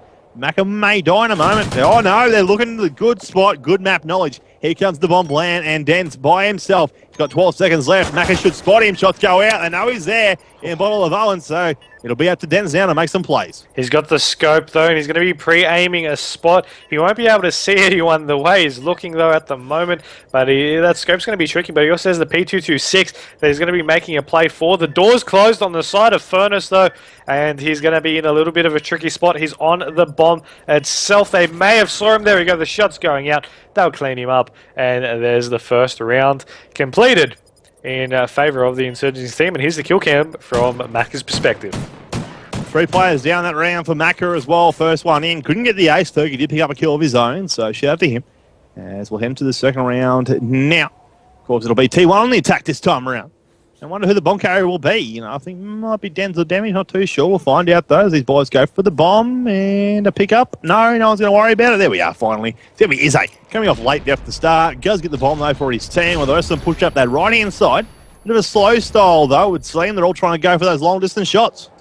Yeah, I mean, you mentioned about Izzy being slow to pick up the bomb, so he's normally the normal bomb carrier for his team anyway, so his team would just expect him to pick it up straight off the bat. But, you know, they've made up for lost time. They've actually proceeded on. There's actually one of the Trident members already there in back bricks. He managed to pick off 1 kill. That was Chileans, but he got taken down, and now Izzy gets dropped as well. Now, Critical, he got taken down himself, so it's a 2v2 situation. Damage and Denz taking on Macca and Zeke. Now, Damage, he's rotated back to get the bomb. He's looking over into Gate. Now, you have the opposing players, as you can see by the map. They're spread out evenly, trying to watch both of these bomb sites, and the T1 Dotters, they're going to try and make a play over onto this A-bomb. A little bit of a weird placement of where they're going to normally place the bomb. You don't see that very often on that side of the bomb itself, but if it works for them, why not? Yeah, it's D&D up against Zeke and Macca. You're going to have one coming up below Den's right now. He's not too sure if he heard someone on that ladder or not. He thinks someone might be down there. There actually is. Pretty much below him right now. The shots go out, but that's damage on Macca. It's up to Zeke now in a 1v2. They're both inside of red. One's second story, one's third. And the bomb is down at the front of the bomb site. He's not too sure where they are. He should be able to spot one. He doesn't actually see him. They're through the grates. We can, thanks to Oracle. But in he comes, and that's going to be him done by damage. So a good little round there for the D&D boys. 5-1 right now for damage, 2 rounds in. That's an ace as well, maybe. I'm not too sure if he had a kill already. No, it's 4. A 5 as a plant to his name, though. So no, 3 players down perhaps for that round for him. Yeah, I mean, you just saw those kills going off. It was a nice play by them. You know, you mentioned 1 on second, 1 on third levels, and they were just trying to watch each because they knew where the bomb was planted. Now, I mentioned it was an odd bomb placement for them, but the way they set it up was exactly how they wanted it to be from where they were going to set up. So they had planned it beforehand, and they went from there. Now, you look at damage. I know you just look at his stats at the moment. It's on the 4th streak, and they're pushing on out. They already picked off the first kill of the round as well. Insurgency already in that numbers advantage pickle. Yeah, of course. You can have Fergie with the bomb. Mac here and Crit trying to run back up in assistance here. There's a few players that we can see with that Oracle side of things. They are around in the red area. One at the back, one just on the inside. Fergie thinking about testing the waters, but decides against it for the time being. He does have bomb, so it's a risky move. You don't want to be the guy that loses the bomb on the opposite side of the map. You just want to be able to help your teammates out if they can. Macca currently located inside of fire. One player at the back of Owen's there. As Fergie's now gone. Critical would have got the call out though. On the hunt for a player, checks the bottom, doesn't check to his right. Shots come out. It's Macca in a 1v4, and there he goes too. Denson damage. Once again, taking it up and cleaning it up. Yeah, it's going to be a good round. Good rounds indeed. I just want to point out, Critical, he had an advantage to see one of the players, but he actually panicked when Mac actually went by his screen, didn't notice it was one of his teammates. He pre-shot a little bit, so allowed the T1 side to just poke on out, knew where he was, clean him up, and then just go from there. And after that, Mac's spot was basically just revealed. So it did cost them a little bit, but the scores are still close. It is still 2-1, and we've still got plenty more of S&D action coming your way with, yet again, another attack with Izzy picking up the bomb. Yeah, Izzy on that bomb this time. A bit quicker off the bait though, and he's going low. Pretty quickly checking it out. Will he close the door up? Decides against it. We'll leave that open for everyone else. He decides to chill on down. Shots come in on through to White though. I was trying to find someone player up there, up through the window. Doesn't see anyone this time though. They have pushed away. Chillians has been picked up early in the round. Here comes the wall bang. Tags! Trying to get there. It is. Damage through the wall. That Fergie answers back with a wall bang of his own. So just, that's what costs you, when you spray outside and try and go for that wall bang, you do let yourself be known. Izzy and Dens are now in a 2v3 here in this round number 4. You can just see the S&D skills are just matched up here, picking off kills, as you mentioned, trading off, and now it's back into an even situation. The 2v2 that you see ahead of you is he tries to open the gate, he's shooting straight at it, but it's not opening for him, so he knows his position's been revealed. He's going to back straight back around and then try to maybe go over to this A bomb site, and you're going to be seeing there is still one player around about there, so you might be able to just make something happen if he decides to poke that A-bomb, but Dens is watching him as well. Try and provide cover, but it wasn't enough. The tag's going out, and Dens just wasn't able to pick up the kill. Can he do it? No, he can't. And Macca pulls the upper hand, gets the kill, and ties it back up. Big plays there for Macca. 2 pieces in the kill cam, perhaps. Nah, I couldn't see them both, but, he aimed it up as he walked away, and that's just the veteran sort of thing to do. A few players would have been running still because they were still glowing ready. Played that smart, played that perfectly. As you'll see now, Macca's on 7-2 to match that with Damage's 7-2. Overall, it's pretty even on those KDs. You do have Zeke, however, 0-3. Not having the best of starts here. I'm going to start things off with him just to see what he's going to be doing and see where he's going wrong, so to speak. He's got an assist to his name, so you've got to give him credit for that one, of course. I just want to see what else is actually happening with him. He just seems to be struggling in that regards, but he's going to go quickly down to underground here. His whole team is following. It's going to be an all big rush down low through Blue Room. And come up to say hello to a player outside. There's one in the corner. We can see him, but they can't. Will they check it? Shots going out. Fergie will pick off that one. No, he can't get the second one. And right now, that sort of backfired on them because the bomb is now down. Mac is right next to it. He is looking through the tiny gap right there. And Critical's just trying to make his way around through that furnace building right here. As he's looking, but he can't spot anyone. 3 players still alive for T1, and Macca still next to the bomb, waiting for someone to go on the flank outside of Oz. Critical will now get dropped, and Macca, he knows he needs to make a play. He'll pick up this bomb, but there's still one on that B bomb site if he's going to rotate around the corner. He'll get the shots out though. He'll get that one kill, make it from a 1v3 into a 1v2, but he still has that one play right in front of him to deal with. We know it, but he doesn't. He's going to try poke it. He gets the kill as well. 1v1 situation, 20 seconds left. He knows he could have to rotate, but I'm not sure if he'll be able to get this one by.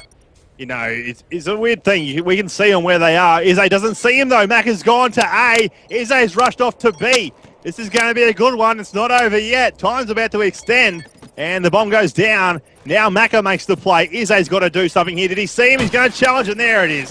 Hit fire. Maka may have been already hurt a little bit, but it was already over. Izzy just seeing him as he ran around the backhand side. Unlucky to Maka. Almost a 1v4. Couldn't do it in the end. A 1v3, sorry. Couldn't do it in the end. And almost picking them all up.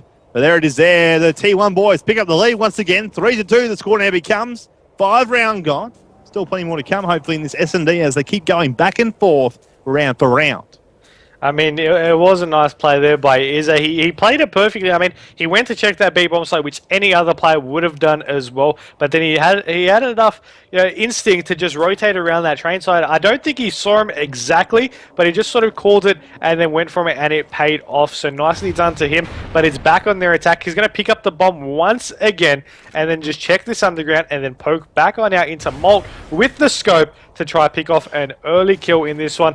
But if someone beats him to it, Maka will take down damage, and Izzy is pushed back into the corner due to getting shot out from the opposite side of Gabe. And Izzy going down below now, does have bomb in hand. Of course, they are down by one player. Damage already been taken out. He's going 8-4.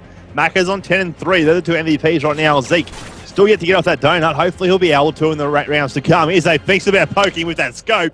Decides against it though.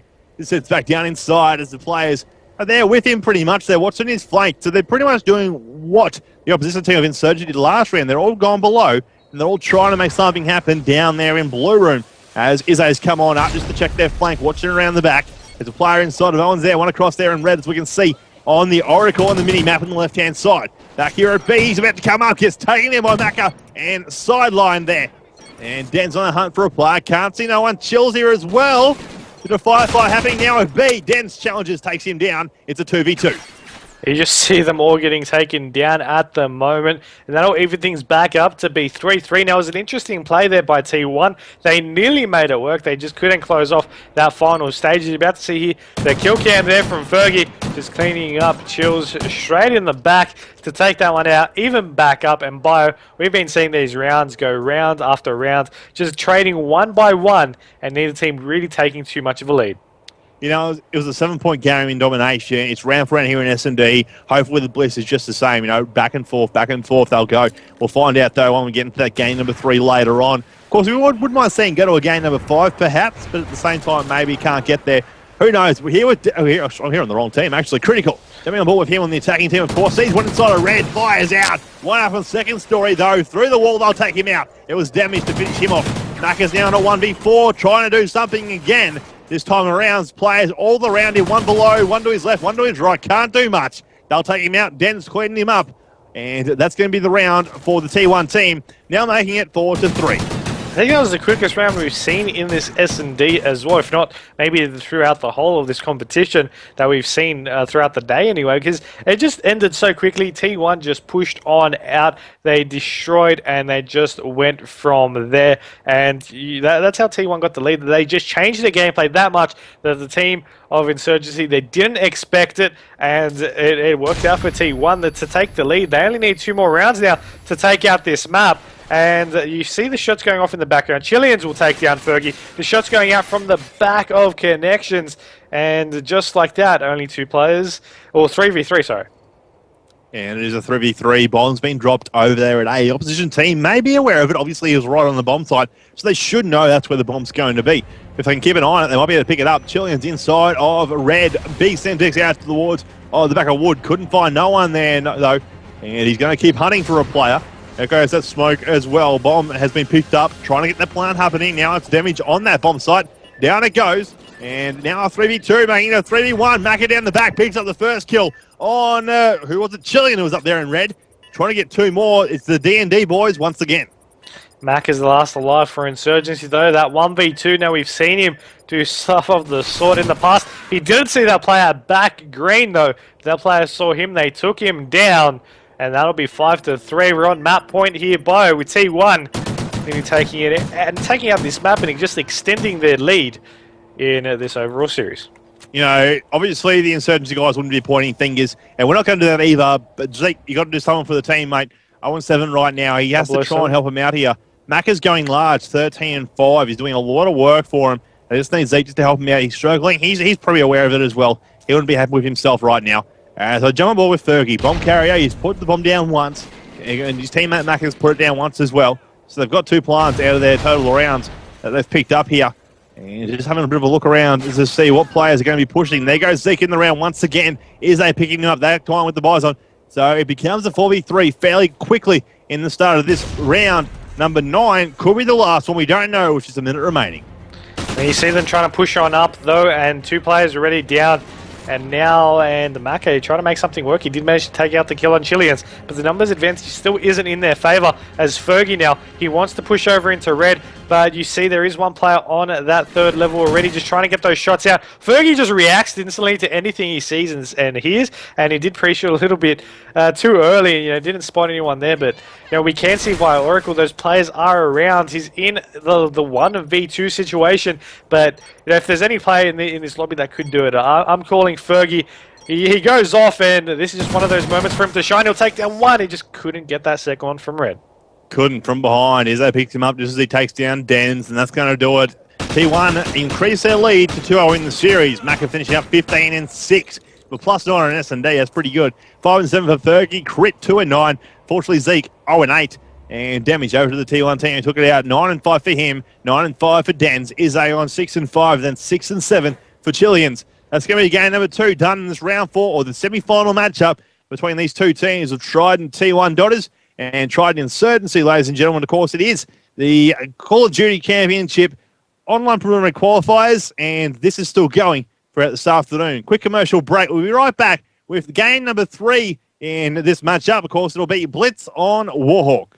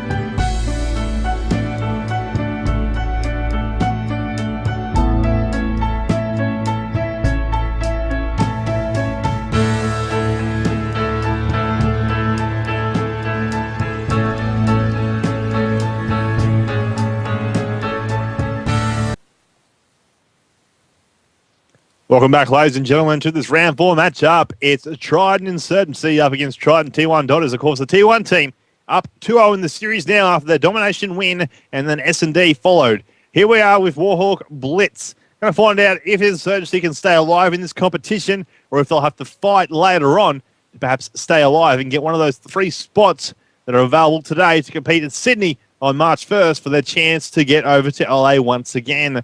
As these guys get set and ready for action, Mikester. You know, we were maybe thinking Insurgency last time around for that S&D. Sadly, it wasn't the case. Who are you thinking this time? I'm thinking T1 just have that much momentum going for them after those last 2 maps. They could look like closing this one out. Of course, that's not undermining the team of Insurgency. It's just T1's just... They've been favourites to get top 2 throughout this whole thing. They've been putting the prep in as well for a little bit of a longer time than Insurgency. It definitely seems that they're just using all the momentum that they've been getting after each and even after each and every kill to just continue on their way to just increase their lead. You see kills trading off across the map already, and Insurgency, they've already all died and have to reset across in their spawn. Yeah, they're not having the best of starts right now as they push on now. Map control in favour of T1 right now. Holding down the front of this bakery and across to the right-hand side down this tower. They've got one player pushing on through. Here comes Damage and Chillians. They're both going to try and go for a cap point at the same time here. Chillians up high. Damage up high. Chillians down low. He gets on through. First cap goes to T1, but Damage is still here on the back of that truck, waiting for the time to go on down. He may go for the Hail Mary and jump on in at the last moment. There's a Semtex as well. He just chills back here, Izzy, and the protection of Damage helps him out to get 2-0 up. And you see them trying to get those shots on in. Chillians actually had one to deal with on his spawn side, and he actually managed to regroup around and take down one of those players. But you know, you see the scores 3-1 already. T1 already off to a good start, and they're just resetting across the map. You look from the overall spread in the map, in the overall map here, and they're already setting up for another one. No one's there to contest them, and they're about to make it 4-1. And you'll see it there, more caps going in favour of T1 right now. And however, the Insurgency guys are answering back. They're not over yet. Damage. Only 1 cap to his name, but he's still alive. 5-0 currently, so a 5 kill streak we know. Picks up a gun, but not the one he wanted. It's pretty much out of ammo, just like his other 5 balls left in the chamber. Picking up kills, tries to get out with the specialist bonus helping out a little bit, but couldn't get there in time. Score becomes 5-3, 2 cap the difference. Den's heading out wide to this right-hand side right now on a 4-point streak. I mean, you see them just overall in there. They're trying to push on up T1. They're trying, but Insurgency's finally doing something different, getting a couple of kills on in, and they're tying up the scoreline a bit closer. It's 5-3, still 2 points the difference, but they're actually slaying down the T1 side before they get anywhere close to their overall base, and that's what they needed to do the first time around. But Damage, he saw it different, he knew where one of them beat, took the advantage, took the kill, and now he's proceeding up outside of Bar right now. He's thinking to push on in. I'm not too sure which way he wants to go with. Has one to contest with, and because he hesitated, he actually got taken down. And there's a few players getting dropped from T1. This is Insurgency's chance. Den's trying to protect it. Can't do it, though. He'll get dropped. It's 5-4. 1 cap the difference as they put on through. Bergs, 2 caps to his name. 1 and 1 for Macca and Zeke. Opposition team, you got caps all around for the team, but Den's just with that 1 up ahead with 2 caps to his name. Critical motion, last one left for a moment here. He's on 2 and 8. Not having the best of games either right now, but he is trying to protect his left-hand side of the map. 2 players pushing, can't get them both. Damage makes short work of him as he pushes on out. You just see them trying to get those kills right there. It's working for them for some, not for the others though, as they are trading in both these teams just trading these kills, forced to spawn over on their capture point and then reset from there. And then go straight after that. Now you do see them pushing on up over onto their capture point right here as they go.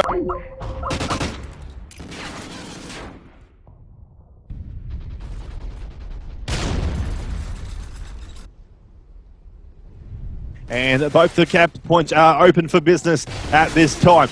You're going to see now, he'll move here with Damage still. He's trying to work some more magic for his team. He's got a plus 12 KD. He's on a 7 score streak. He's got some caps to his name as well. The one player coming out of the diner makes short work of him as well. Tries to find someone else. No one there. But his specialist bonus is going to help him now with that scavenger replenishing his ammo every time. One player as he takes on, come on through. Oh, it was a race between him and Chillian. But he came out with the victor that time around. Chillian's still alive there at diner as kills go out left, right and centre. Up the back there in Insurgency spawn. Even though he missed on the cap, he still managed to get those couple of kills out. Now Dens, he'll get one, he just can't get the second one, however. And you now see both teams trying to push them up. Now there's one player pushing for the T1 side, and that is Damage. He's right there on the back of Porter Truck. Now there's one outside of Bard. He just can't get the shots on quick enough to be able to take him down. It isn't stopping the rest of T1 though. You got Chileans takes down one as well. 27 seconds still remaining in this first half. 9-5 being the scoreline. And even though it's not as many caps as we sometimes, we've seen earlier in the earlier series, there's still, you just see only 4 points difference, and it's still a close game, and either one can take it. But when you look at the actual kills and deaths for these teams, it's not looking good for Insurgency. Maka is a tank right now, plus 10. He's doing the best he can. He's on 20-9. His team over 5-14 for Ferg. Zeke was 0-14 at one stage. He's 2-15 now. You got 5-15 for Crit. They're not having the best of starts right now, and T1 are pretty much showing what they're capable of. 17-4 for damage. Chilean, 15-10. 14-10 for Dan and Izzy. He's on -1, but he's still 7-8. And caps across the board for all of them.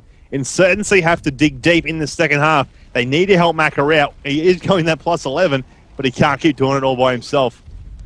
I mean, you're going to be seeing them try and try again, but you pointed out Maka. He's going off, but you can't win a game with just one player. It needs to be a team effort, and they were actually showing that earlier on, but it seems like they've lost some form of spirit in this overall matchup, and it's not allowing them to continue on with that mentality. But you see them, they're still going to be trying, they're rotating around, they're a little bit more of a passive play. 2 players actually sitting on defense for Insurgency, and you now have Maka, he tries to get one and just couldn't get that second kill to proceed on across the map. It's like I say, guys, don't count Insurgency out just yet. They still have decided to play later on today. And if they don't get it then, they can still compete at LAN. And I know these guys, they can play well at LAN. It is one of those things. But right now, Maka's still going well for his team. 23-10 to the name. The rest of the team getting a few more kills up there as well. Score 9-5. No caps yet after the first minute. Gone in the second half. 4 caps, that difference. And, it's a great effort still by Insurgency. Even with those KDs, they're still doing a good job to defend. They're trying to challenge for these points. I think they're just struggling to get the caps in, but there they go. 9-6 now, thanks to Fergie. Pushing on through and grabbing a capture for the team. So watch out for that wide side, though. A few players pushing down this left-hand side of the map. He thinks he may have spotted one. There he is. Shots go out. Wallbang away. Can't get the kill, though. Damage will make short work of him and take him down.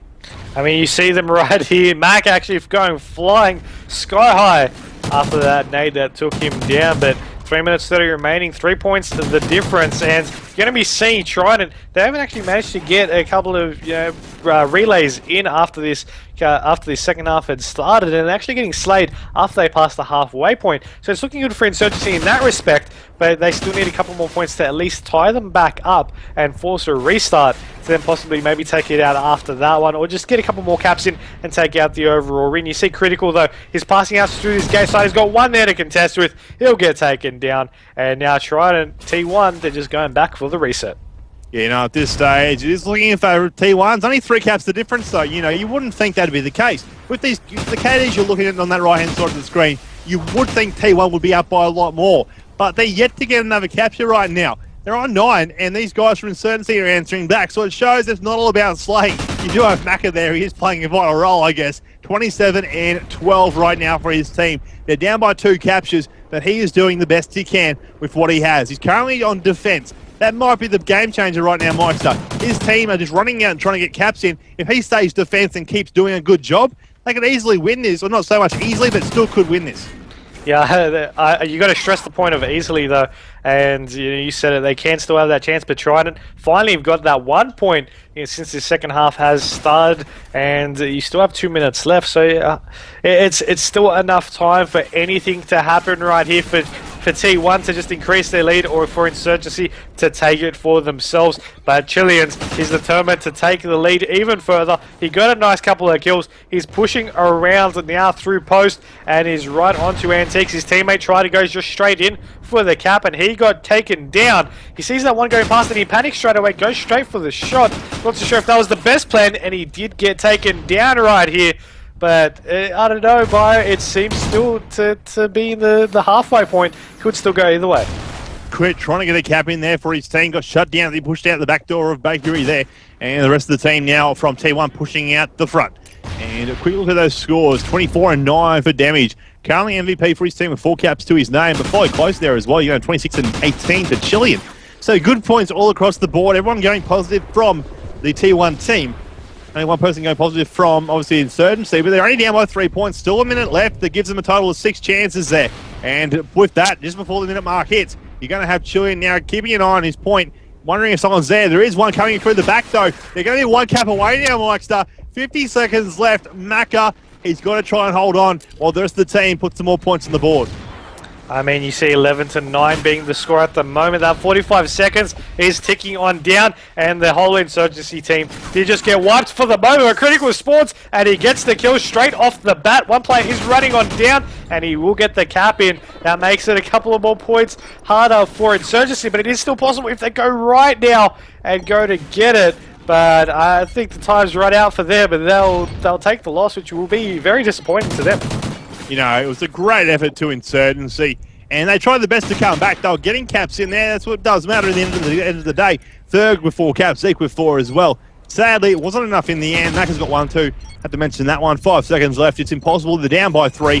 Tried, and the other T1 guys know it can't be done either. I think one's put his controller down because he's just relaxing now. Chilean, 31-21 with 3 caps. Damage on 26 and 13 with 4. 27 and 20 for Dens with 3 captures. And Izzy, 21-15 with 2. You're going to have Mackie on the other team for Insurgency, 32 and 20. You're going to have 1 caps to his name, 13-27 for Fergie with 4 caps, Zeke 9 and 29 with 4, and then Crit with 15-29 and 0 captures. Ladies and gentlemen, just remember what I said. These guys have finished up in either, I think it's 3rd or 4th spot. So they're not out of this just yet. They'll have to stay and just play out an actual decider match later on tonight. We will be doing that broadcast as well. However, in T1, are the first ones to claim themselves a spot in Sydney. They finished up at least 3rd, or at least 2nd, bare minimum right now. They're into the final. So they've guaranteed them spot of Sydney. They know that. They'll still go out and play that final, perhaps against Immunity. We're not too sure, but that match shouldn't be that much further away, ladies and gentlemen. Of course, this is the Call of Duty Championship online preliminary qualifier, brought to you, of course, by Activision and presented by Xbox. All the stream throughout this weekend has been via MLG on mlg.tv/ACL. The LAN next weekend, of course, will be here as well. And I'm streaming directly via that All-Champ action, as this is where it's going to be. It's, of course, the Australian-New Zealand LAN preliminary qualifier on February 8th and 9th in Melbourne. These teams are going to be there as well, so it should be some good action. We're going to have a quick little break off to a commercial. We'll find another matchup and be back very soon.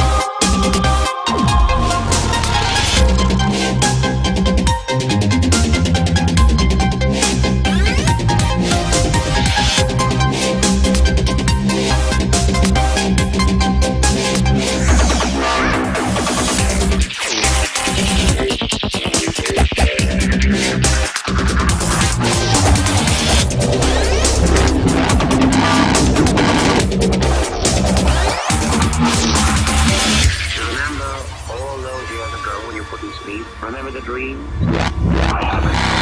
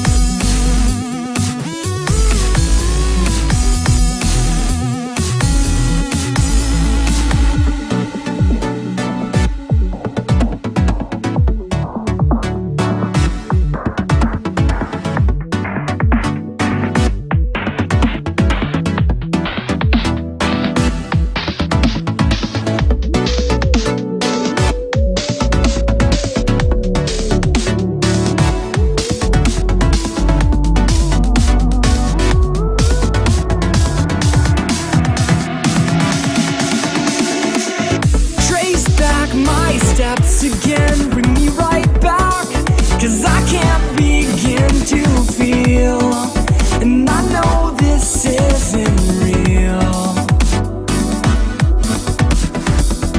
Pitch black, I'm lying here and you call me, but I can't pick up the phone, 'cause I know you're not alone.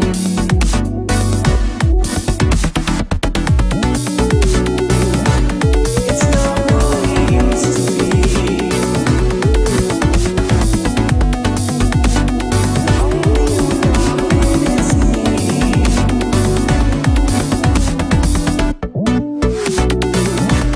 It's not what it used to be.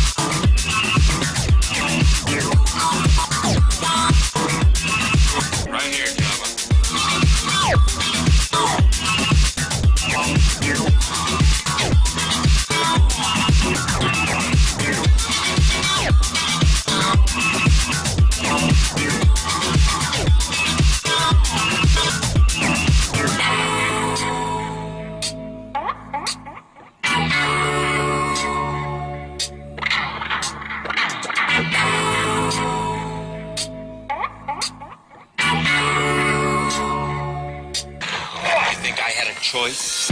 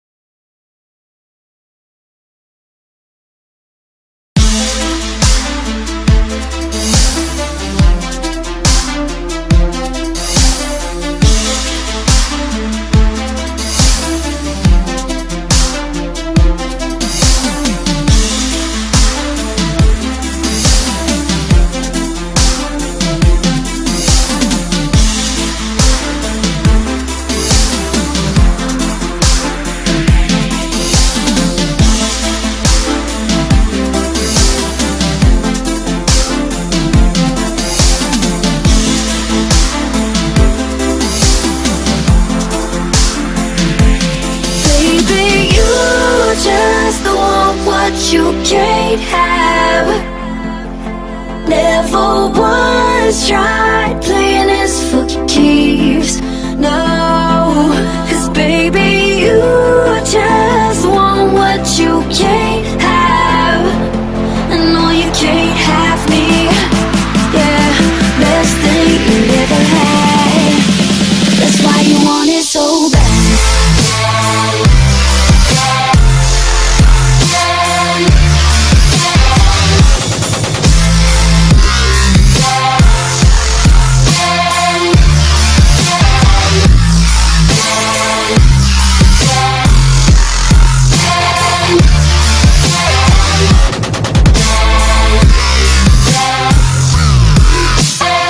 That's why you want it so bad.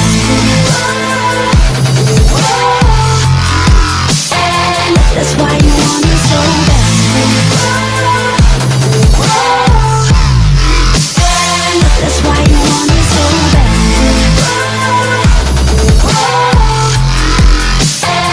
That's why you want it so bad.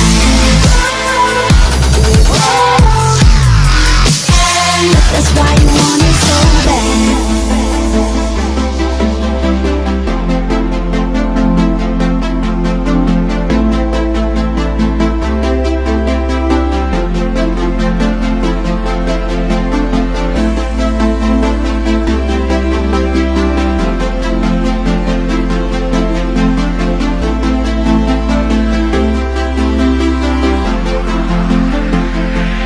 Baby, you just want what you can't have. Never once tried playing this for keeps. No, 'cause baby, you just want what you can't have. And no, you can't have me. Yeah, best thing you never had. That's why you want it so bad.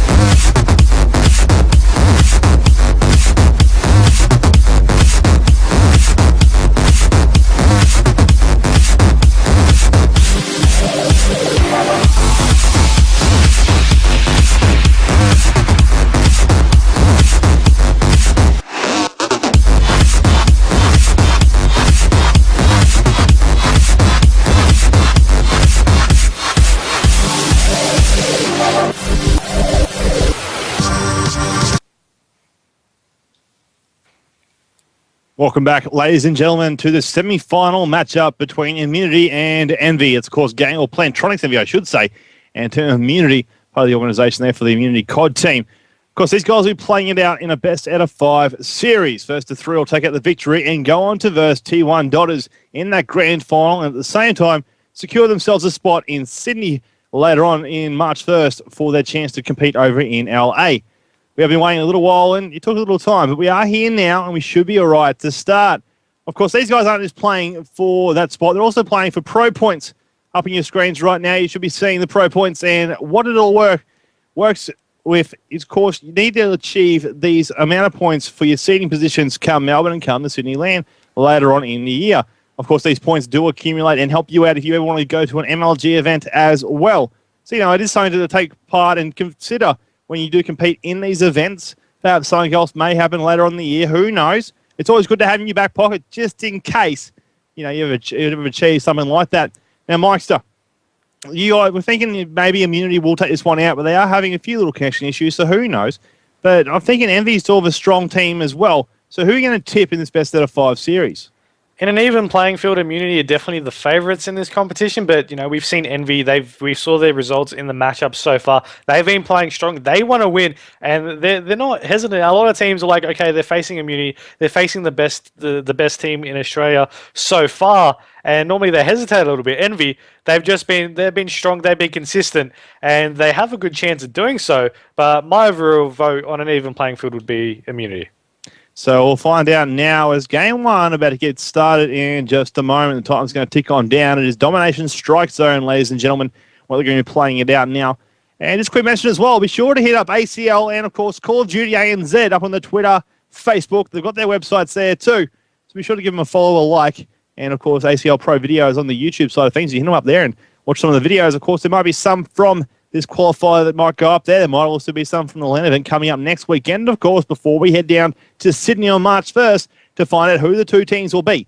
Now, there were some people asking before. It is the top 3 teams from today for the Australian qualifiers that will go to Sydney. Top 1 team yesterday was Flair from New Zealand. And then the top 4 teams come Melbourne LAN on the 8th and 9th will secure their spot, making up the 8 total teams at the Sydney event. As we start things off, we haven't really seen much of either team, honestly. So I might kick things off with Naked from the Immunity team.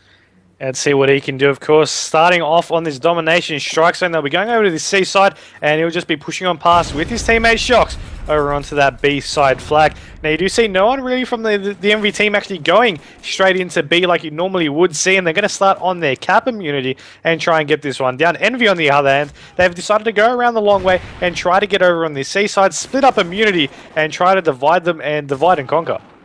And you'll see the first points up is in the lead at this time. Our Immunity, not by much. They do have the 2 flag, the B and C. Not perhaps go for that A, but, B and C will do wonders for them if they can contain and control both sides. Buzzin picking up big kills there on Fergs from behind, though. Wood comes on through. Rampage making short work of him, though.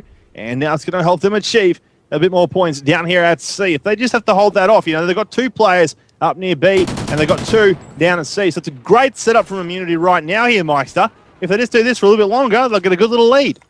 I mean, you still have only 1 minute being played, so you see the scores still being extremely close in that respect. But Immunity, 9-point lead so far, and you're going to see from the overall map of things that Envy, they're trying to push on over onto this B side, trying to just provide a direct frontal assault, and they're just getting slayed where they stand. You just see the Bulldog coming out as well, and Shocks just with that double kill. The Bulldog is a good little weapon to be using around the close quarters areas, of course. It's not going to do that good if he's going to try and cap A here, but he might just plan to make it neutral. Even if he has to die for it, it'll still work out well. You'll see it there. The flags now become neutral, and Envy have to push up. Over to the Envy team, we shall go. Woods, currently looking all right as he gets picked up. As I say that, though, Swanee's on the flag. He's going to try and do something for him as his teammate comes on out. This is, of course, the Plantronics Envy Champs team. Of course, there are other members of MV, but they are under 18, so cannot compete in this competition, sadly. But looking at those kills-death ratios right now, it shows that Immunity are in that lead and why they have it. I mean, you're just going to be seeing them push on up, but Envy at the moment, they're down by 2 flags. They only have that 1 flag, that A flag, under their possession. They know they need to push on up before the lead becomes too big, but you really look at it, 25 points being the difference for Zeke on my screen anyway, and he actually got baited by one of the dead bodies, but Shocks. He's just going off with that shotgun. And Shocked, as you said, we're going off that shotgun. 4 points to his name in that streak. Rampage, however, 6-point streak to his name. I think it may all be kills too. 11-3 he has up right now. Naked finally dying. He was on 4-0 for a while. 4-1 now to his name as Rampage decides to push back to B and help his team to try and stop that cap from happening. I think it's too little too late though. He's going to try and flank around, waiting for that kill cam. And that's just your player smarts. He did die there though. But you'll note how he went for that right push. Instead of flanking around bar, he knew the player that he just killed would be able to see him still. So he tried to outsmart that player from the comms that would have been coming during that death screen. But so it didn't come out in his favour. It's a plus 30 gain to immunity right now. Just under 2 minutes. 3-4 at the moment for Zeke. There you go. Woods, getting drops right out as for Zeke. He's just trying to carry that weight for him and his team at the moment. It doesn't seem to be playing. It's not easy playing with the man down, and they're still going to be going at it. You see Swanee going over to this C flag. He'll get shot in the back though, and unfortunately, it's one of those things. The score's just going to keep increasing now to immunity. It will, and as you said, it is sadly that the player's gone. Hopefully he can come back, but because the match has already started, you cannot end it now. There may be an allowance at the half-time mark to get the player back in. I'm not sure what the official ruling is for time-wise on that. Have to wait and find out. But Rampage now coming up here at B, trying to steal it back. Props to Envy, though, being able to get 2 flags in their favour while they are still a man down. Pre-Santex to the right. Rampage looks to the left. Can't see no players, though. And you'll see just now, as a immunity team are back to that 2-flag advantage and trying to pick up A to make it a triple.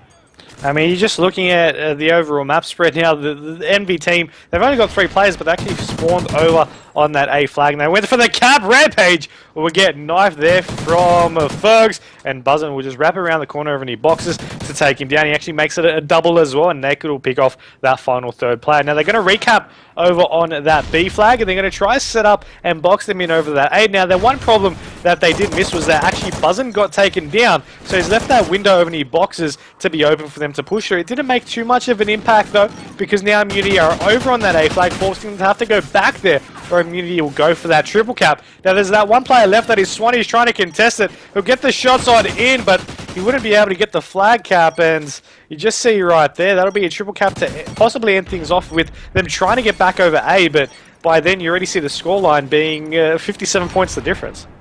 And, it's going to affect them coming to that second half. 107-50 in favour of immunity, of course. And quickly for those KDs, 12-19 for Ferg, Swanee, 8-20, 5-18 for Zeke. Over to the immunity squad, 19-6, big half for Rampage, Naked, 14-5, 15-7 for Shocks, and then Buzzin coming up with 15-9. So good points all around. 9 caps in total to the MV team of the players that were here. Total captures in favour of 9 as well for immunity. So, even across the board capture-wise, whether immunity's held on those flags a bit longer, and it's shown in the score. Sadly, Envy were down that 1 player. Now, again, we may have an allowance here at the half to let that player come back on in. Perhaps joining in progress is disabled when you go into esports rules. So maybe they couldn't have. There's Woods right now, actually. So he's already in the lobby here, waiting to get the second half up and running. So not too sure exactly what may have happened there, Meister, but hopefully we can get into the second half and continue on, and maybe Envy can come back. 57 points might be a bit of an ask up against a team like Immunity. If they continue dominating straight off the bat, you can almost guarantee that you're going to need a triple cap throughout this if you want to catch up, especially with the 5-minute mark straight off the half. And it's going to be extremely tricky, as you mentioned, against a team like Immunity, but it still is possible, and that's what they got to hope for in this overall matchup. I mean, fair enough, they might not be able to take out map 1, but if they just close up the scoreline to be relatively close, going into map 2, that'll just give them enough motivation to go, okay, you know what, we're back even, we're back 4v4, let's do this, we still got this, and maybe take out more maps after that. And these guys, I think there might be a chat regarding connection. There's some players saying it might have been a little bit laggy there. Just looking at my data I'm getting sent through. So I'm not sure. It looked okay to me, but maybe just because there were some connection issues before we got into this match, that's why it took so long for the match to start. Perhaps that might be playing on some of the people's connections now. Who knows? As these guys will be getting set up and ready for the next half. We do have Neon in here as well. Shout out to him, trying to ref this referee, there it is, this match for them all, and make sure everything gets played evenly. And it looks like, obviously, everyone's on Skype using that instead of the Xbox Live Party system for their communications. That's fair enough. It's allowed. And obviously, there is a little bit of extra allowance, for that, because when you hear it, I've heard both Skype and Xbox Live come through at the exact same time. So, it's about a 0.5 second, if that, or millisecond, I should say, difference. It may make the difference for some players, it may not, but these guys do prefer to use Skype. So this is one of those advantages you can utilize if needed. I think both these teams are maybe thinking to compete at the Melbourne event as well. I'm not too sure about Envy. I know Immunity already signed up for it, though. So we'll have to wait and find out for some more teams, perhaps. So last check, I think it was only about 6 or 7 teams, Meister. Yeah, the last time I looked as well, it was around about the same, but it would be definitely a good addition to the Melbourne event if Envy did attend. As you mentioned, I'm not too sure if they are thinking about that. Maybe they're just hoping for the qualifier to have a good run in there. But a lot of these players and teams know they do a lot better on these LAN events, and they enjoy competing in it. So we might see them make an appearance as well. But in these online matches, unfortunately, problems like this do occur. So hopefully it does get resolved quickly. But by taking away this domination game, aside, we didn't really hear your prediction on the overall match. After that first half, it's still sort of hard to judge. Obviously, it was a 4v3 for a short while there. So while I would think Immunity, just from their past experience and what they've achieved in the past, you always got to think Immunity. There are some veterans on that MV team, so you can't let them down. You can't really cut them out just yet. Of course, Fergs did compete last year and did a great job. He was actually part of the Immunity squad at that stage, and that was, of course, with Renzi, Naked, and Buzzin'. So, you can't really cut them out just yet, but who knows? And, of course, with that Melbourne event on the 8th and 9th, there may be a small caliber amount of teams showing up due to the fact that it is, of course, 18+, because that is the qualifying age limit. These guys look to be okay. I'm just going to check again. Seems I haven't got any more messages there, so I'm hoping we'll get the second half underway in just a moment here, ladies and gentlemen. But perhaps a 30-second commercial break for you all to enjoy. We'll be back in just a moment.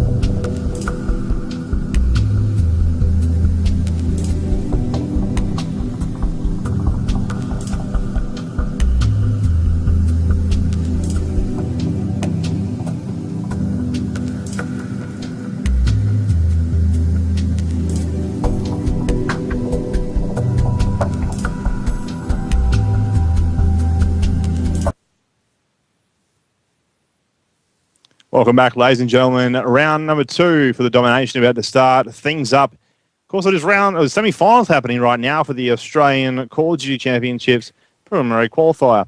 And these guys are pretty interesting to find out what's going to happen for the top 3 teams. Of course, Triton T1 Dotters, first team to make it through to that final and guarantee themselves a spot in Sydney from the Australian organisation. You do have, of course, Flair from New Zealand, who won that yesterday. These guys get set up for the second half. Mike, still we saw during that first half a 57-point lead to Immunity. However, Envy have all 4 players back again. So we'll start things off, I think, with Woods, who was the player that actually disconnected off for a moment there.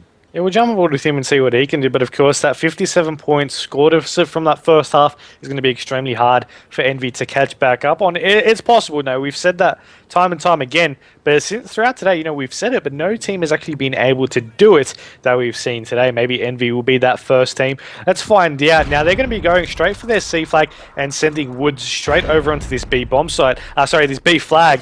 Don't know where bomb site came out from, but he went straight into a contest of 2 players and actually got annihilated straight away. You got Swanee rotating around, and even he got dropped. So Physique's now left to get the double, and he gets it. Beautifully done. Nice work there with Physique, picking up the B area, now trying to hold that area down while players from Immunity come fresh off the respawn. There's the knife to the neck from Shocks on Woods. Swinging back and around, Swanee's now been dropped 2. You got Fergs and Physique, both still alive. Physique, 4 kills to his name, 2 caps as well on a 6-point streak, and shuts down Naked before he can take off that B flag. Physique having an excellent start to the second half right now. Finally shut down, though, by Rampage with the Bison. And the score, 12-8 in favour of the Envy boys, but how long for? He actually had an 8 streak as well, so he's going to be a little bit disappointed that he lost his support streak straight off the bat. But you're going to be seeing now the Envy team, they're setting up once again. They've got B, they've got A. They need to be careful because Immunity players are coming from all angles. Now, they've defended B, but they've left A wide open. And Swanee, he's going to get stunned, so they know he's coming, and the other Envy members are rotating around as well. So the shot's going out. A is neutralized, and Swanee's pushing out over the boxes to try and counteract to one of the players, but one is just wrapping around that area, and unfortunately, he will get taken down. The same with Fergs, and now Envy are spawning there once again. You'll see Woods finally up that mark. He just got his first kill, giving him now 1-4. So perhaps he is to try and warm up a bit more here. It is their first game for this semi-final, of course, the second half, and he'd lost a bit of time during that first half. But he'll try and get C here. They want to try and get the trip cap, but they're struggling right now. They had A, and they're trying to rotate back and around, but it seems not to be in their favour. Physique just getting picked up high by Naked. Naked's going to challenge straight away. The Bulldogs gets shut down by Woods, though, who was laying in wait. They should be able to grab C here. However, Immunity pushing up on A. You just see them getting those kills there as well as you got buzzing outside of Kitchen. You got Naked this time running his own Bulldog and being able to push off that kill. Now, there's none of the Envy members actually there as of yet. They're all waiting off the respawn and they're located on that C side. So you can see them trying to go for that A side flag, and Naked with the double once again, getting both of them being from a headshot. So nicely done for him. And unfortunately, though, the A flag is neutralized. Yeah, clearly they have to buff Naked. He's got a bit too much OP power with that shotgun. And now coming up here from C, will he go for the neutralization? A is currently neutralized. He tries to get on, but fresh respawn from the Envy team. Physique still having an alright start here. 10-6 he's now hit to. The rest of his team 7-7 for Fergs. Swanee 6-5 and 3-7 for Woods. First off the respawns, they keep coming. They're trying to grab A and then moving over to C as well. They'll have 2 flags in their hands. Of course, Immunity are behind here in this second half. It's only by 7 points. They do have that 57-point lead from the start, so they're pretty much up by 50 here, Mikester, with just under 2 minutes left in the second half. Envy, you got Fergs at the moment. He's sitting on the A flag. He's trying to play defense while his team respawns out. Now, he managed to get to the outside of 31 without getting killed, but then he did get dropped straight after. Now, the Envy team, they're pushing straight through Kitchen. They've got 2 players there. They're going to be met from the toilet side, and that will be Rampage, who actually does get taken down. You also got Fergs, who picked off a kill, so that was 2 down from Immunity. They're going to be trying to get this cap on in, but Immunity are just swarming straight over, and they just destroyed all of the Envy members there. Physique's the last one alive. He's nowhere near that B flag, but he's actually going to be going over to the C side, where 2 of the Immunity players are pretty much waiting. And Shocks had a nice little clean double before, and there's Rampage and Shocks once again doing a fair bit of damage. Shocks having a ripper of a game here, 12-7. As he tries to clear out the C area once again, the Envy boys pushing up on him. One player started pro shop, and there's the headshot on Woods. There's the double on Physique. Every single time you see this guy play, he usually goes all right, and he's doing it again. A few players pushing around now from Envy here at C. One up on bridge from Immunity, though. Who's it going to be? Looks like it may have been Naked. Dropping on down, picking up the kill before they grab the C flag, but no one's just jumped on out from Envy. You're actually going to be seeing Woods, though, get the kill over on that A flag to keep that defense going strong. But at the moment, they've only got that one flag, and you look at the scoreline, 71 to 64, 30 seconds remaining. Bio, I think it's pretty safe to say Immunity have taken this one out. It will be Immunity's favour for the first game of domination on Strike Zone. Of course, they still have more to come. Surge and Destroy on Freight will be up next. All right, they've got 15 seconds left here before they move on out to that one. There will be a host change at that time as well. And we'll go through those KD ratios once this one is completely over. So we're going to see what they're going to end up at. You've got 76 points here for Immunity compared to 71 there for the team of Envy. 77 to 73 at the end. So a great little half and a great little round altogether. 184 the team of Immunity finished up with compared to 123 that Envy put up on the score. But you got to give it to Envy. They were down the player for most of that first half. They did it right. Wasn't enough in the end. 16 and 9 for Shocks. Buzzard on 14 and 11. 9 and 12 for Rampage. Then Naked 10 and 10. Over to the MV team for Zeke 15 and 11. And then Fergs 8 and 13. 11 and 12 for Swanee and Woods 7 and 13. Caps to Immunity at 7. And Caps to Envy 9, I believe. Total tally there. Ladies and gentlemen, quick commercial break. When we come back, we'll be in the next game, in the next lobby, and ready for some excellent S&D action coming in just a moment on Freight.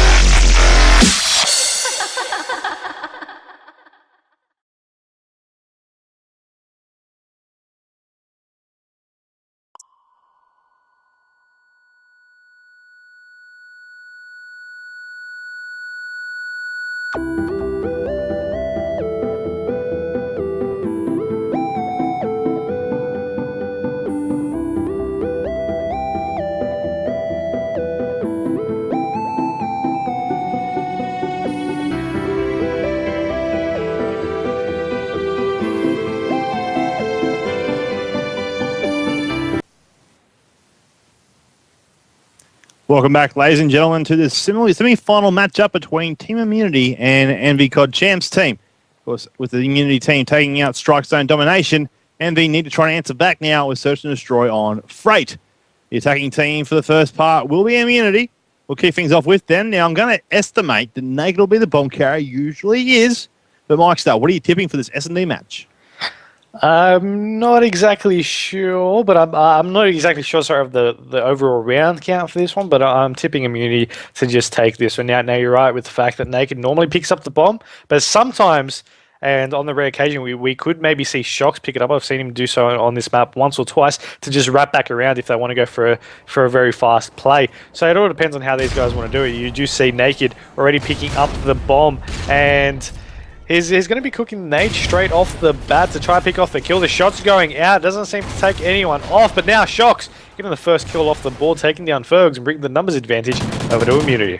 That nade of Naked went right down into Owens. You know, it was a beautifully placed nade. Got a hit on a player. Of course, they had Blast Shield on. Naked now looking to plant this bomb here at A. He's worried about that corner placement there. Just testing the waters, so to speak. He's got a player above him up in that crossover from Fire. He's going to poke out that window. And there's a player at the back here. We see him. Shots go out. There's the kill. It's a 1v3 now for Swanee to try and capitalise on. Now making a 1v2. He's right up the top. Out he pokes, but Rampage makes short work to take out the kill, pick up the round, and Immunity now in the lead, 1-0. I mean, you saw him there on top connections. He just couldn't. He tried to poke back out to take down Rampage, but he couldn't do it. Rampage got the better hand, and it'll be the first round to Team Immunity in this S&D freight, but by one round doesn't mean too much here in the overall S&D scheme of things. Can still come back with just maybe changing something up. It is their attack now, Envy, and unfortunately we do have the players off to a late start here. And, you know, a bit of a late start indeed. They're sitting around their spawn. Maybe they're waiting for some nades to come out, or maybe someone has gone AFK. Wood's just there right now. He's not moving at all. I don't know if his controller perhaps has gone flat, but we'll get off him onto Physique with that bomb. Looking up top, Red right now. Can't see no players, of course. With that thermal scope, we do see it with the Odin activated. There is one level 2. Swanee now just outside of crate and containers. 100 to 100 around, checking the corner. Smart play. And trying to find someone. With Wood still in spawn, it may become a 3v4 situation. Buzzin already gone from the round. And Fergs over at White. Yeah, I'm going to be seeing Swanee, though, pushing on down. We have the bomb carrier getting a couple of shots in as well. That would be Physique. He's taking a full ready, gets stuck on the edge of the door. But he's able to push back on out and go over to the bomb site. But unfortunately, he did get taken out by that last player. Now Swanee pokes back out from the mid, sees one in back lumber, gets the kill, and Fergs will also take down Shock. So now it's a 2v1 situation. Make that a 1v1. Naked will pick off that one player and even things back up, and the bomb is down, but now picked back up by Fergs. Shots going out, and Naked, just by sitting at that middle level Red, was just able to wait for Fergs to walk on in and take the kill, making it to 2-0 for them. Seems Wood may be having some internet issues. Obviously, or his Xbox is freezing. Who knows? The Immunity team are up now 2-0 in their favour. Buzzing yet to get off the 0 mark, but he's got an assist to his name, so that's okay. And we'll see what's going to happen here in the next round. They could 10 kill and try and get it ended to allow Woods to get back on in. I'm not sure what the allowance and time is going to be. Obviously, they had to wait a little bit before. And waiting for Shocks too. Looking at that map, it looks like they're going to try and play it.